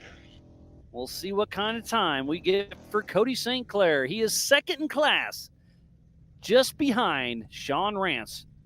Cody St. Clair with a 3:17. And I know the YouTubes are going to be excited now. Hometown kid, Scott Farley, 4824 with Littlefoot, Johnny riding shotgun. Out of Irving, Texas with Rufus Racing. Part of the 4800 Brannick Motorsports Legends class and that Tribe 16 chassis with a Grom Racing 427 with 750 horsepower. He's got EcoStaff, Maxxis tires, Vision wheels, Texas Dent, Baja Designs, Dynamic Motorsports, and Mama Ange. Rufus Racing has been a big part of Ultra 4 for a very long time, and they are here in full force. And taking off is Scott Farley.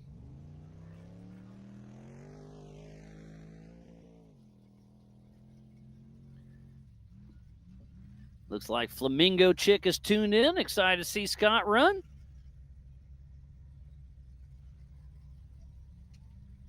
And it's been a great day so far. And we are just getting kicked off. And joining me in the Big B studio is none other than second place in qualifying, Dustin Robbins. Good job, buddy. Yeah, was that overall or? That's overall. So you're first in class, first in pro mod. So that ain't too bad. I was like, oh man, okay, cool. So when you first came through, timing didn't update right away, Gotcha. and I was like, man, I'm looking through my sheet. I was towards the top, and I couldn't find you. But then it finally updated. And I was like, second in class. Yeah. Well, hit all my marks and ended up getting a tire out there as usual. Oh, you did, huh? I missed that. It's Oklahoma, but thank God we got tire spines in there. The legal application of tire spines for Ultra 4, but got us to the finish line, and we were able to secure one for Pro Mod. So. Yeah, that ain't too bad. So Dustin Robbins with All Things UTV, the presenting sponsor for the Open class. Thank you for supporting us.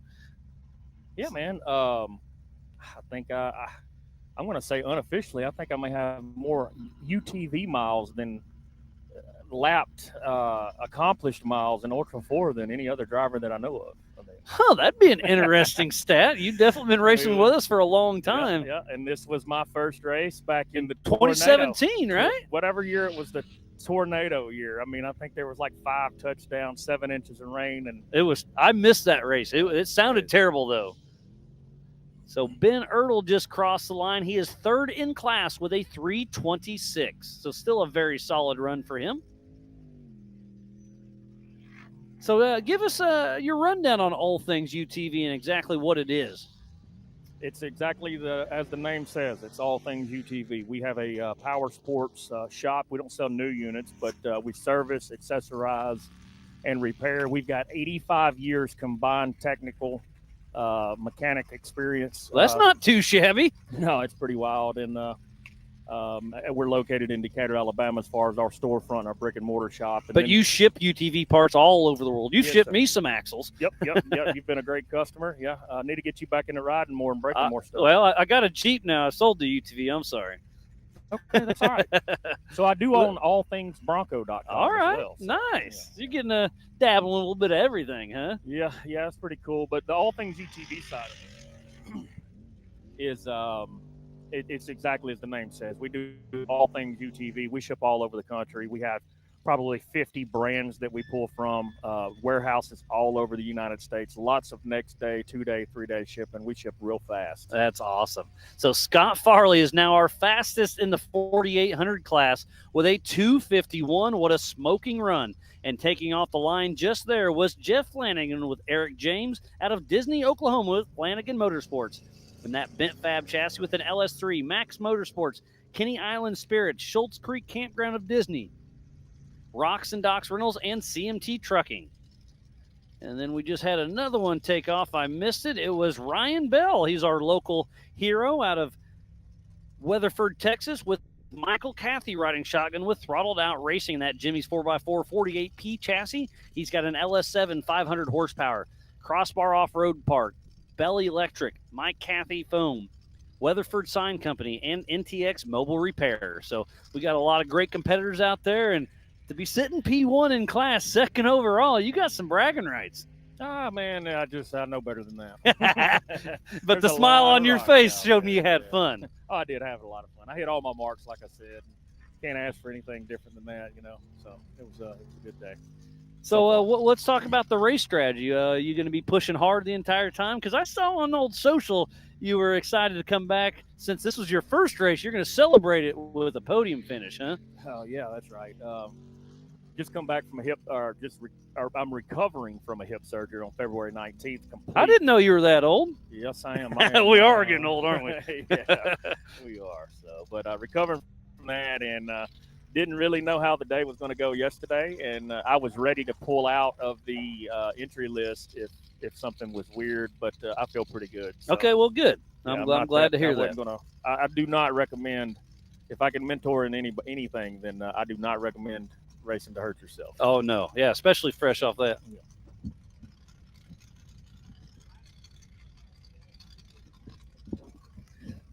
Sounds like we may got somebody a little bit lost on course, because the once you go out, it takes a right to main course. It takes a left for qualifying. So I think he's going for a little daisy trail ride. Yeah, that's unfortunate. Part of my strategy now is to a minimum of a certain amount of laps, depending on the qualifying course. Okay. A minimum, and those are different speeds. I don't do over the speed limit out there. It's 25 miles an hour. Thank you. But I may hit different sections at 25 miles an hour throughout the 5-10 laps that I do. Nice. Highly recommend putting your prep work Yeah, in. pre-run is a big part of it. So Jeff Flanagan just comes in. He is second in class in the 4,800 Brannick Motorsports Legends class with a 3:17. Very solid run for Jeff Flanagan. But out on course, way out on course, it sounds like it's Ryan Bell getting a little chatter through the PCI race radio that he missed his mark. But tough break. Again, pre-running, he missed his notes. I don't know. I would have a conversation with my co-driver. Yeah, exactly. Yeah. Speaking about co-driver, you're running solo, correct? I usually run. I don't think I've ever had a co-driver at a regional race. Yeah. So if you're yelling at your co-driver, you're yelling at yourself. Exactly. I'm looking in the mirror. Yeah. So with Ryan Bell off course, we're gonna slow down on qualifying just a tick until he can get located back. And the wind's picking up a little bit. Yeah, that's good for the dust this afternoon. Oh, for sure, yeah. Because there isn't a whole lot of dust in the woods, but out here in this short course, it's going to be interesting. Yeah, and then if the dust is up or at the ground level, then those hidden rocks out there that do not move, they look like they would just roll out of the way. But the only thing rolling out of the way is tires. Or yourself. That's right. I was talking to Tad Dowker about that just a minute ago. Usually we race here in the fall, and it's a lot more overgrown. So now these prairies that you guys are blasting through, you can see all those rocks that aren't hidden anymore, and it really probably plays a little game to you, right? Because it you know they're there, but now you can see them. That's right. And then you don't want to step out of line to make a pass. So might be a little bit of metal persuasion if they don't move on the first couple sirens and the push to pass. Oh, yeah. Let's talk about push to pass. David Clay's here with Racing Tracks. I really like that setup for me here in the Big B studio. What do you feel in the driver's seat? Because you have the push to pass, you have the safety alerts. I think it seems like a great product. It is a great product. He does really well. Obviously, he's well respected in the industry. He does 6 series, according to what he said earlier. He's got 3 races in 2 weeks at the same weekend. Wow. Yeah, he's got a good idea. So hats off to that idea, right? Yeah, I wish sure. I would have come up with that. No idea. doubt. So, taking off the line there is Justin Barth, number 417. With Paul Geisenhagen riding shotgun out of Springfield, Missouri. We saw him qualify in UTVs earlier on. Now he's in the 4800 Brannick Motorsports Legends class with Barth Racing in that Jimmy's 4x4 48P chassis with an LS3 427 with 700 horsepower. He's got Raceline wheels, Nitto, and King shocks. His first Ultra 4 race was 2024, and he's had a few podiums along the way. Man, the weather out here is just amazing today. What are we sitting in, like 65 degrees? I'm going to say it's sneaking up on 70. Yeah, it's probably 65. Yeah, you're right. Well, I got it right here. No, it's 66. So you beat me, okay, but right. yeah. And it's going to get up to 75. Tomorrow it's going to get up to 80. I mean, it's beautiful. Yep, it is. And dang it, I forgot my shorts. Did you? I'll bring them tomorrow. Yeah, just what size are you? Extra lovely. Okay, all right. Well, I'm on a diet. It doesn't look like it, but I might have some in there. No worries. They're back at the hotel. I'll get them for tomorrow. All right. And I got a pocket knife just in case. There you go. But yeah, it's been a great day. We've got Dustin Robbins with All Things UTV here in the booth with me for the 2025 PCI Clash at the Crossbar Ranch. And taking off there is the number 1313 of Josh Hacker and Tom Biddle out of Austin, Texas with Shit Show Racing in that TMR chassis, Mass Motorsports LS 408 stroker, Mickey Thompson tires, Raceline, and Brannick Motorsports. His first Ultra 4 race was Rouse Creek, Pennsylvania this year. And there comes Ryan Bell. He got lost, but he came back in. Where's he at? He's in the short course right in front of us. Okay. That is that's Barth. Justin Barth. They have both Jimmy's cars, so Ryan Bell is still lost out on course. But coming in here is Justin Barth. So, and I guess did you say Bell was local? Yeah, He right. went home. Yeah, maybe. Yeah, he drove all the way home. His wife found out how much it cost to race. Yeah, he's out of Weatherford, Texas, which I think's just a couple hours away. Yeah, he went back to Texas. Right? You never know. So Justin Barth should be giving us a time here in a little bit, and Josh Hacker out on screen. Thank you. And then what do we got pulling up here, Miles? That's Antonio Grijalva. Okay, that's so, a 4800 car, so- and then it's 44s. Okay. And speaking about So this is a 44s, 4800 yep, car. Okay. yep. Up next will be Antonio Grijalva with a 4800 car, and then 44s. But speaking about 44s, where's yours? You got one. Well, like I said, I'm recovering from the hip injury, Yeah. and I didn't really want to push my luck. No, I respect that tremendously. I just like poking at you, not at your hip, just at you. So what is this, 449 tree, like 3, like it's a joke? Or 449 tree, yeah, I guess. Think it's I don't know. it's standing in for 3 because he puts it on his register, right? It's just 449 on my spot. Okay.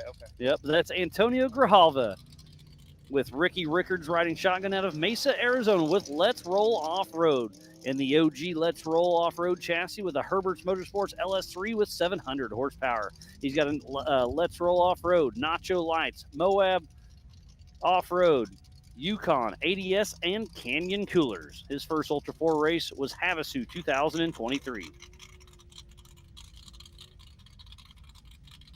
So do we have a lot of racers online now? All this information that you're reading off, where do you collect that? Maybe we can help some guys. So I've help you. I've updated the Red Podium. When you register, it goes to Red Podium, and that's where you put your sponsor, your hometown, your team. And per race, I update my personal cheat sheet every race from Red Podium. The sooner you register, the easier it is on me, because here on site, I get a little distracted. But if you do it a couple weeks in advance, I go through each person and update their sponsors, trying to give you guys come racing for us, so I want to give you guys the love you deserve. We got about what, 20,000 horsepower on the line. Oh right my here goodness, now, yeah. with all the 4,400 trucks coming Yep. up. It's Paul Wolf, Kevin Taylor, Tim Hooper, Cole Clark, Philip McGilton, Tad Dowker, Chris Branton, Chad Hunt, Chip McLaughlin, and Rick Lavezzo. Talk about a pretty stacked field. That is going to be fun. Okay, who do you?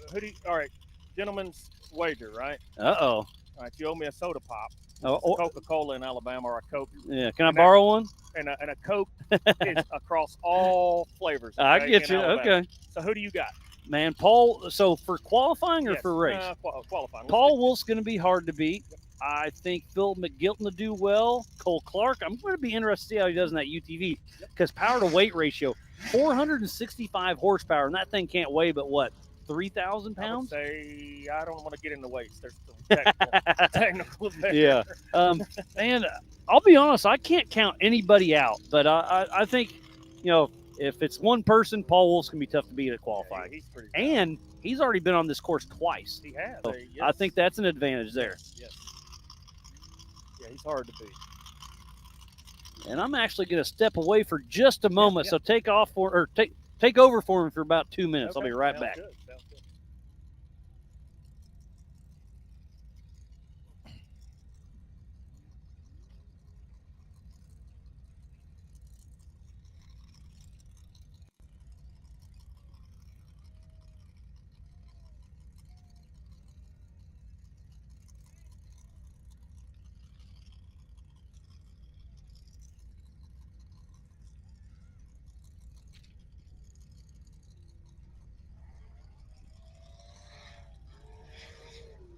Really, really solid run by the 449 4800 truck. We got Paul Wolf, number 1018 on the line. That 1018 represents his daughter's birthday.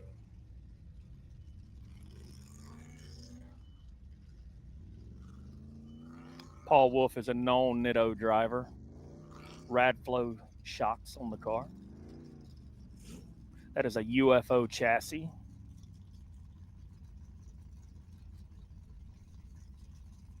Known strong qualifier. Known to put on a show. All right, I'm back. What I miss? Was that I was just going over Paul and Perfect. the 449, putting on a good show there. That was Antonio Grijalva with Let's Roll Off-Road. And again, don't forget to go to ultra4racing.livemotorsports.com for the same timing we have here in the Big B studio. So off the line first, getting ready to take off as we speak. 3. Nope. There we go. Nope, hold on. He gave him the 3 and gave him the whole. But it's the 1018 of Paul Wolf out of Alton, Illinois with Wolf Racing. And the 1018, that's October of 2018 when his daughter was born. I love that. With Wolf Racing and that 2018 UFO single seat IFS, LSX 434, ATO 4L80E, Nitto tires, Raceline wheels, VP, RCV, and Alltech. And he was leading this race last year until he had a mechanical. So he is back for redemption. I think Paul Wolf's definitely going to be a one to watch as Jack with Believe Cams chasing him around. Such a learning curve in these hand-built, custom-built chassis. Anything can go wrong at any moment. The cool thing about the UTV or the benefactor of the UTV, it's engineered design outside of safety and cage work. Yeah, Can-Am, Polaris, Kawasaki, they all have engineers That is correct. multiple engineers to make it happen. And then you have Joe Thompson who built his car, and it's just amazing what they have. Yeah, it's great. So off the line next is the 911 of Kevin Taylor with Heath Day out of Texarkana, Texas with Point One Racing. And that dazed and confused fabrication Porsche 911 with an LS 3416, a Fritz 4L80E, ORI struts, Brannick Motorsports, and the Jensen Brothers Off-Road. Yeah, I don't want him to slow down for everybody to look, but I would like for everybody to pay close attention to this car. It's a Porsche 911. Well, it's got Porsche 911 hood and headlights. That's right. That's what I'm saying. I love that It thing. is a Porsche 911 look. If pay attention to that. It's a really, really cool car. Looks like we have Gary tuned in, Flamingo Chick. And yeah, I agree with RDP. Who's going to be the fastest? Who do you think is going to be the fastest time of the day? I don't know. Paul Wolf's got he had a little bit of spit and sputter there, maybe. Two-stepped it right there, didn't Yeah, but he may have been checking up for that little roller because it sounds healthy now. Yep. But it's going to be interesting. Got some Scott Farley fans tuned into the YouTubes. Thanks for checking us out for the 2025 PCI Race Radio's Clash at the Crossbar. So we got a lot of times here. I'll have to be scrolling back and forth to see where Paul Wolf ends up and Ryan Taylor. And obviously, Ryan Bell is probably halfway to Texas now. I think he's back. Like I said, I bet his wife found out how much this costs. At least my wife. Or do you lie to your wife about it too? Man, I'm a pretty honest man. No, Paul Wolf is having Uh-oh. drivability Got issues. something going on. It's spitting and sputtering, and that's a brand new engine. I see Chris Hickman walking away with his head down. Yeah. What a bummer, but they got a great team over there. They'll get it figured out. There's so much opportunity for things to happen out here in these trucks. You take 900 horsepower drag race motor, 1,000 horsepower, That's and then you add dirt yeah, no doubt. and water and mud. Well, even though it was running not the greatest, the fastest of the day thus far just got thrown down by Paul Wolf with a 2:37. Wow. So that has a little bit of room on the table, I'm sure. Yeah, so I guess he felt comfortable there at that last jump. Yeah, no doubt. Let it coast on in. So taking off there, the number 1505 of Tim Hooper with James King riding shotgun out of Bentonville, Arkansas with Fuel Works Racing. And that Trent Fab top shelf machine, Thompson Motorsports LS 427 with 750 horsepower. He's got Fuel Works, Brannick Motorsports, Sherway Transport, Old Town Auto Body, Baja Designs, and Warren Racing. And we just had the 911 pull through of Kevin Taylor. Let me scroll down here. Second in class with a 254. Up next, pay attention to this young man, Cole Clark in a Polaris single-seat Turbo Pro R with 465 horsepower with K&T Performance, Maxxis, Bill Stein with 2-4 Racing out of Cortez, Colorado. I suspect he's going to be in the mix. Yep.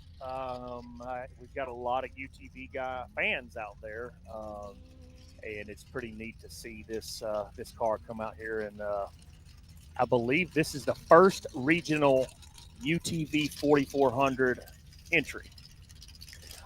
I think you're right, because I know Travis Zollinger was trying to, but the rules weren't quite set in stone at that point. But they're set. He raised hammers, and he's here racing. He's banded. So we're making some history here. We might see another history being made. Yeah, you never know. I mean, I own all things UTV, so I might be cheering for them. Yeah, I could see having a little bias out there. I ain't mad at you. The unfortunate situation is the price of my 4400 might drop. Yeah, no doubt. How cheap's it getting? I'll sell you the number plate. Yeah, there you go. Tim Hooper out there still pushing strong, and Cole Clark as well. They're both out on this 2-mile qualifier, getting everything qualified for their race tomorrow afternoon at 1 p.m. Central Time for the 4400 Unlimited class. The biggest and baddest names in the sport, unlimited horsepower, unlimited everything, and Cole Clark is on a rip. Cole Clark's putting on a burner right now. This could be the new fastest time of the day. We'll see if he can bump out Paul Wolf with that, what was it, a 2:37. Yep, 2:37.994.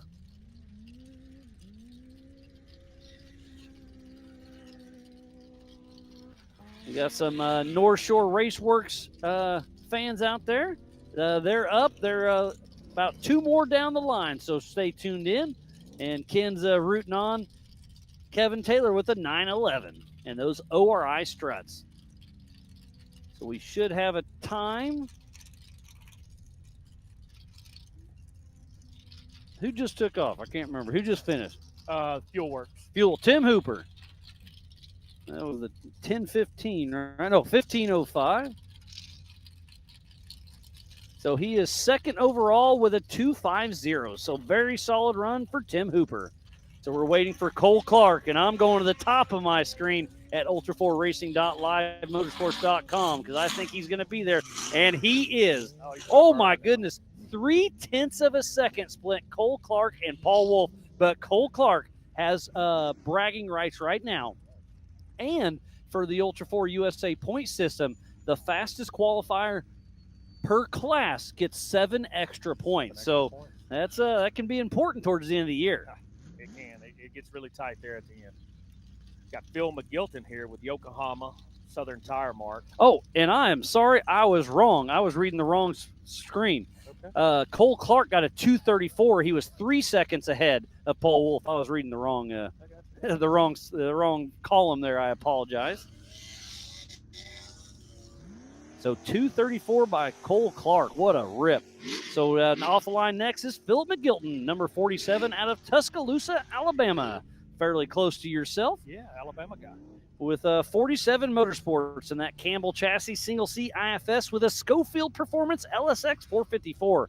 Southern Tire Mart at Pilot, Yokohama, KMC Wheels, Simpson, and Willwood Brakes. And this guy has raced UTVs this morning. He's racing 4,400 now. He used to race Craftsman trucks with NASCAR. Do you know that? I've heard. Yeah, it's pretty wild, Which isn't it? makes it really cool if I get an opportunity to beat him. Yeah, there you go. And you got the opportunity later on in the UTV race. Yeah, Phil's from Tuscaloosa, Alabama. He's in the same state as I am. We communicate a little bit more and more, as the weeks go by. So off the line next, North Shore Raceworks, number 906, with Tad Dowker and Andy Eustace out of Elk Rapids, Michigan, and that Trent Fab solid axle machine called Bambi. He's got an FTA 501 billet block with 1,000 horsepower, probably the biggest horsepower of the weekend. He's got Fox, Raceline, Mickey Thompson, Baja Designs, Warren, and Yukon. He bought Bambi from Dave Cole back in 2019 and has been tweaking it ever since and is doing some great things with it. So Philip McGilton out there on course. We physically see him in the short course, and he is ripping along. That Schofield Performance engine has sounded rowdy. Oh, man. Yeah, James with Schofield Performance is our new Ultra 4 USA tech guy, and he's doing a little teching and tuning out there and has that thing ripping. He does my engines. Yeah. He's in Alabama. He's down in Leeds, Alabama. So it's very convenient for Phil and I to utilize him. And if he was 600 miles away, I think I would. Yeah, because he can remote tune with those things too. Yeah, I'm not pretty that smart yet. You're not, or he's not. I think he is. I'm not that smart yet. He's like, all right, do this, this, and this, and I'm like, give me a wrench, man. Yeah, exactly. I can take a spark plug. That's right. So Philip McGilton pushing strong out there on course, trying to beat Cole Clark's time of 2:34, just ahead of Paul Wolf's 2:37, and that is in the 4,400 class. Again, go to ultra4racing.livemotorsports.com for the same timing I have here in the Big B studio. That number 47 right there is set. Man, this could be a new fast time, and it is. Yes, sir. Philip McGilton with a 2:28, shaved 6 seconds off of Cole Clark. Alabama in the house. That's what I'm talking about. Alabama in the house. Good job, Phil McGilton, number 47. We got the number 4046 USD sticky on the line right now, Miles.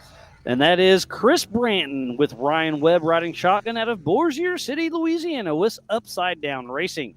In that 2-seat IFS Jimmy's 4x4 chassis, he debuted this year at King of the Hampers. He has got a LSA 446, Maximum Turbo 400, SCS, Kryptonite Customs, Liqui Moly, Raceline, and USD sticky. Man, he's got a lot of experience. Oh, he's been around a while, and I think this was, 3 or 4 years ago when he made the highlight reel, and now he's called Kamikaze Chris. All right. Well, Dustin, it's always a pleasure having you in here in the Big B studio, buddy. Best of luck the rest of the weekend, and what a good time. Yes, sir. So we'll get a time for Tad Dowker. He is 4th in class with a 2:40. So now joining me in the Big B studio is none other than Cole Clark, number 2 in pole position right now. You got to feel pretty good about that. It was good. That back section is just so gnarly with cut up rocks and all kinds of stuff back there. Because when you're going at speed, it makes it I mean, we try to be on the pre-run course at 25 miles an hour, so then you come out here and you got to go full-fledged. And they come up a little faster, I'll so bet. much faster. Your braking points are off, but it was good. I thought I popped the tire coming back into the infield, but then the car set up, and I was like, No, I'm still good. it just plays mind tricks on you, and you even do that in the race. And I mean, we have a tire pressure monitoring system, but Really? I didn't know that. That's they cool. don't always update like Instantly, immediately. yeah. Well, off the line there was Chad Hunt and Rick Murray, number 456, out of Plymouth, Indiana, with Hunt's Motorsports. He's in a Miller's Pro chassis with a Mass Motors LS427, Brannick Motorsports, Mickey Thompson tires, Dirty Life wheels, Indiana Muscle Cars, and Fox. So, Cole, you're stepping out of UTV and into 4400 in that 465 horsepower Polaris. That's pretty impressive, and I'm excited to see how you shake out in the competition this weekend. Yeah, it's just a natural evolution. The car is just so good, and I feel like I'm competitive here, so why not race for more money with the big names and do something great? You know, I've won quite a few UTV races, and I'm not saying that the guys in UTV aren't very I mean, they could do the same thing, but it's a whole nother level, especially at King of the Hammers, when you line up with these big cars and the horsepower and the amount of competitiveness that they have. It's just really awesome to race with. That thing's ripping. And speaking about awesome, Chris Brand coming in and grabbing the checkered flag at the PCI finish line was all over the throttle. Let's see where he shakes out. He is third in class, just 2 seconds behind Cole Clark. Yeah, it's a little scary. So let's talk about that. So weight to horsepower ratio, you're in the mix because you got a lot of horsepower, you weigh less. These guys they weigh more, but they got a lot more horsepower. And you're a little lighter, a little smaller. Does that play mind tricks with you?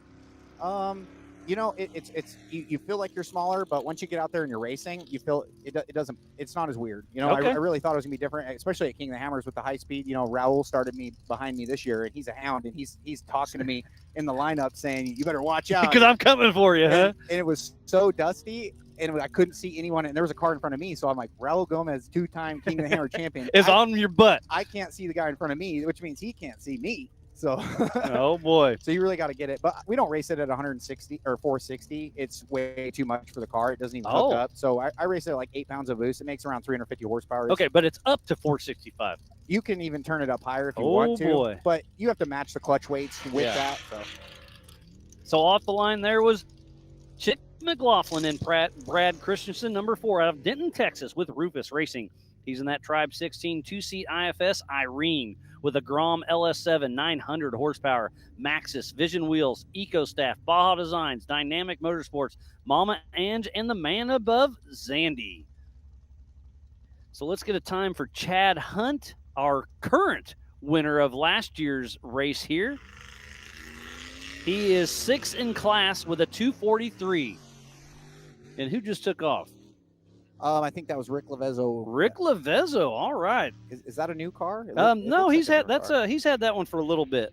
So Rick Levezzo with Mitchell Sweat, number 4449, out of Fort Worth, Texas, with R Squared Racing in that Pinhall Horschel 2-seat IFS Bronco called Pepe. He's got a CBM LS7, Yokohama tires, Raceline wheels, and King.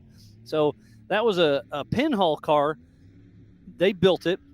Paul Horschel bought it, turned it into a pre-runner, and then sold it to Rick. So it's been around a while, but he's got a fresh wrap on it, and it's looking good. Yeah, it looks super good. He took a tumble in pre-running. I ran up on it. Oh, really? He was flopped over. Any damage to the car, or you think he's all right? I think he was fine. Just some pride was damaged and some fiberglass. You'll have that. I'm sure your pride's been damaged a couple times. So many times. But that's why you keep coming back, huh? Yeah, I don't know what. I was talking to Jay Shaw earlier, and I don't know if we were talking about if we're stupid or what's going on, because we just keep getting our butts kicked and then just keep coming back for more. So I think it's part of it.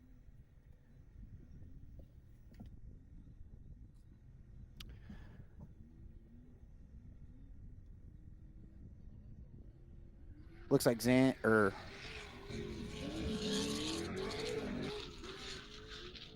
ripping.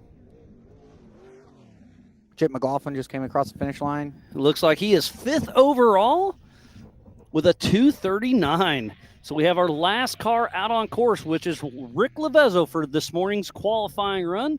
So we're just about what, 15 minutes over time? That ain't bad. Yeah, that's not bad. Did you notice Paul Wolf was like not pushing at all? Well, Seems I like could something hear was wrong. I could hear it popping. So he had a drivability. It was not at 100%. I mean, he still got a 244. At 237. Oh, 237. Yeah. So, okay. And that's 4,400, right? Yeah. Okay. Yeah. Because there's 3 Paul Wolfs in here. Yeah. Oh, okay. Okay. Pro Mod Open and 4,400. So but was that his 4,400 Yeah. time? Yep. Was it 237? So even not at full pace, he was Crazy, still out there. And he'll be back at camp tweaking that thing. Absolutely. Well, That's maybe a little, not, because he's getting ready for his next 2 races. That's a little nerve-wracking.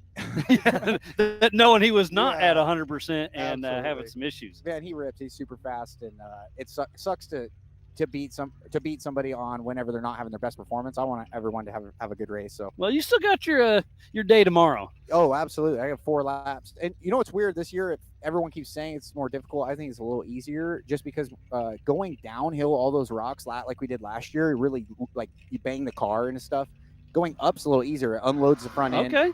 And it just doesn't seem to beat you up as much. That's an interesting look at it. I like. So Rick Lavezzo grabs a checkered flag, our last competitor for qualifying. Now we will start a 5-minute time lap, and then we will sign off and get ready for our next race. We'll be kicking off here pretty soon. I've got to tear down this whole kit here and go to Rockface, so I might be a little bit behind schedule, but man, it's going to be a good day of racing, and tomorrow is going to be even better. Well, I'll see you over there because I'm jumping in with Jay Shaw. He didn't get to pre-run, so Okay, so you're you get to pre-run the course at race pace, huh? yeah, I'm a little nervous because he drives on the ragged edge, and I try to drive a little more tight. So Okay, well, we'll find out how that hopefully works. I can keep him in check. But thanks for having me in here, and we'll see you out there. All right, Cole, always a Appreciate pleasure. Best of luck, and I'm interested to see how you can shake out with the big dogs. I think if we just keep it together and race smooth, we'll be just fine.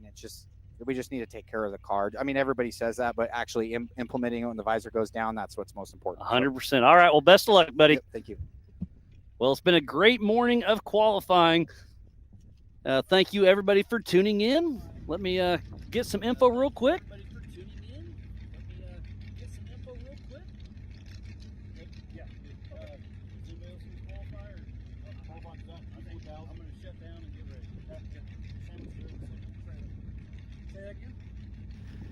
All right, well, getting some info through the PCI Race Radio. Qualifying is done. I'm going to tear down my kit here and head to Rockface and get ready for the Youth 1K. So thank you, everybody, for tuning in. It's been a great day of qualifying. Up next is Youth 1K, then the 2 UTV races this afternoon, so lots more action yet to come. So I'm going to sign off for this morning, and we'll be right back here in about a half hour to an hour. So be sure to set your timers, and we'll see you here in just a little bit. Again, I'm Miles Hasquist, and I can't wait to get this racing started. We'll see you in just a little bit.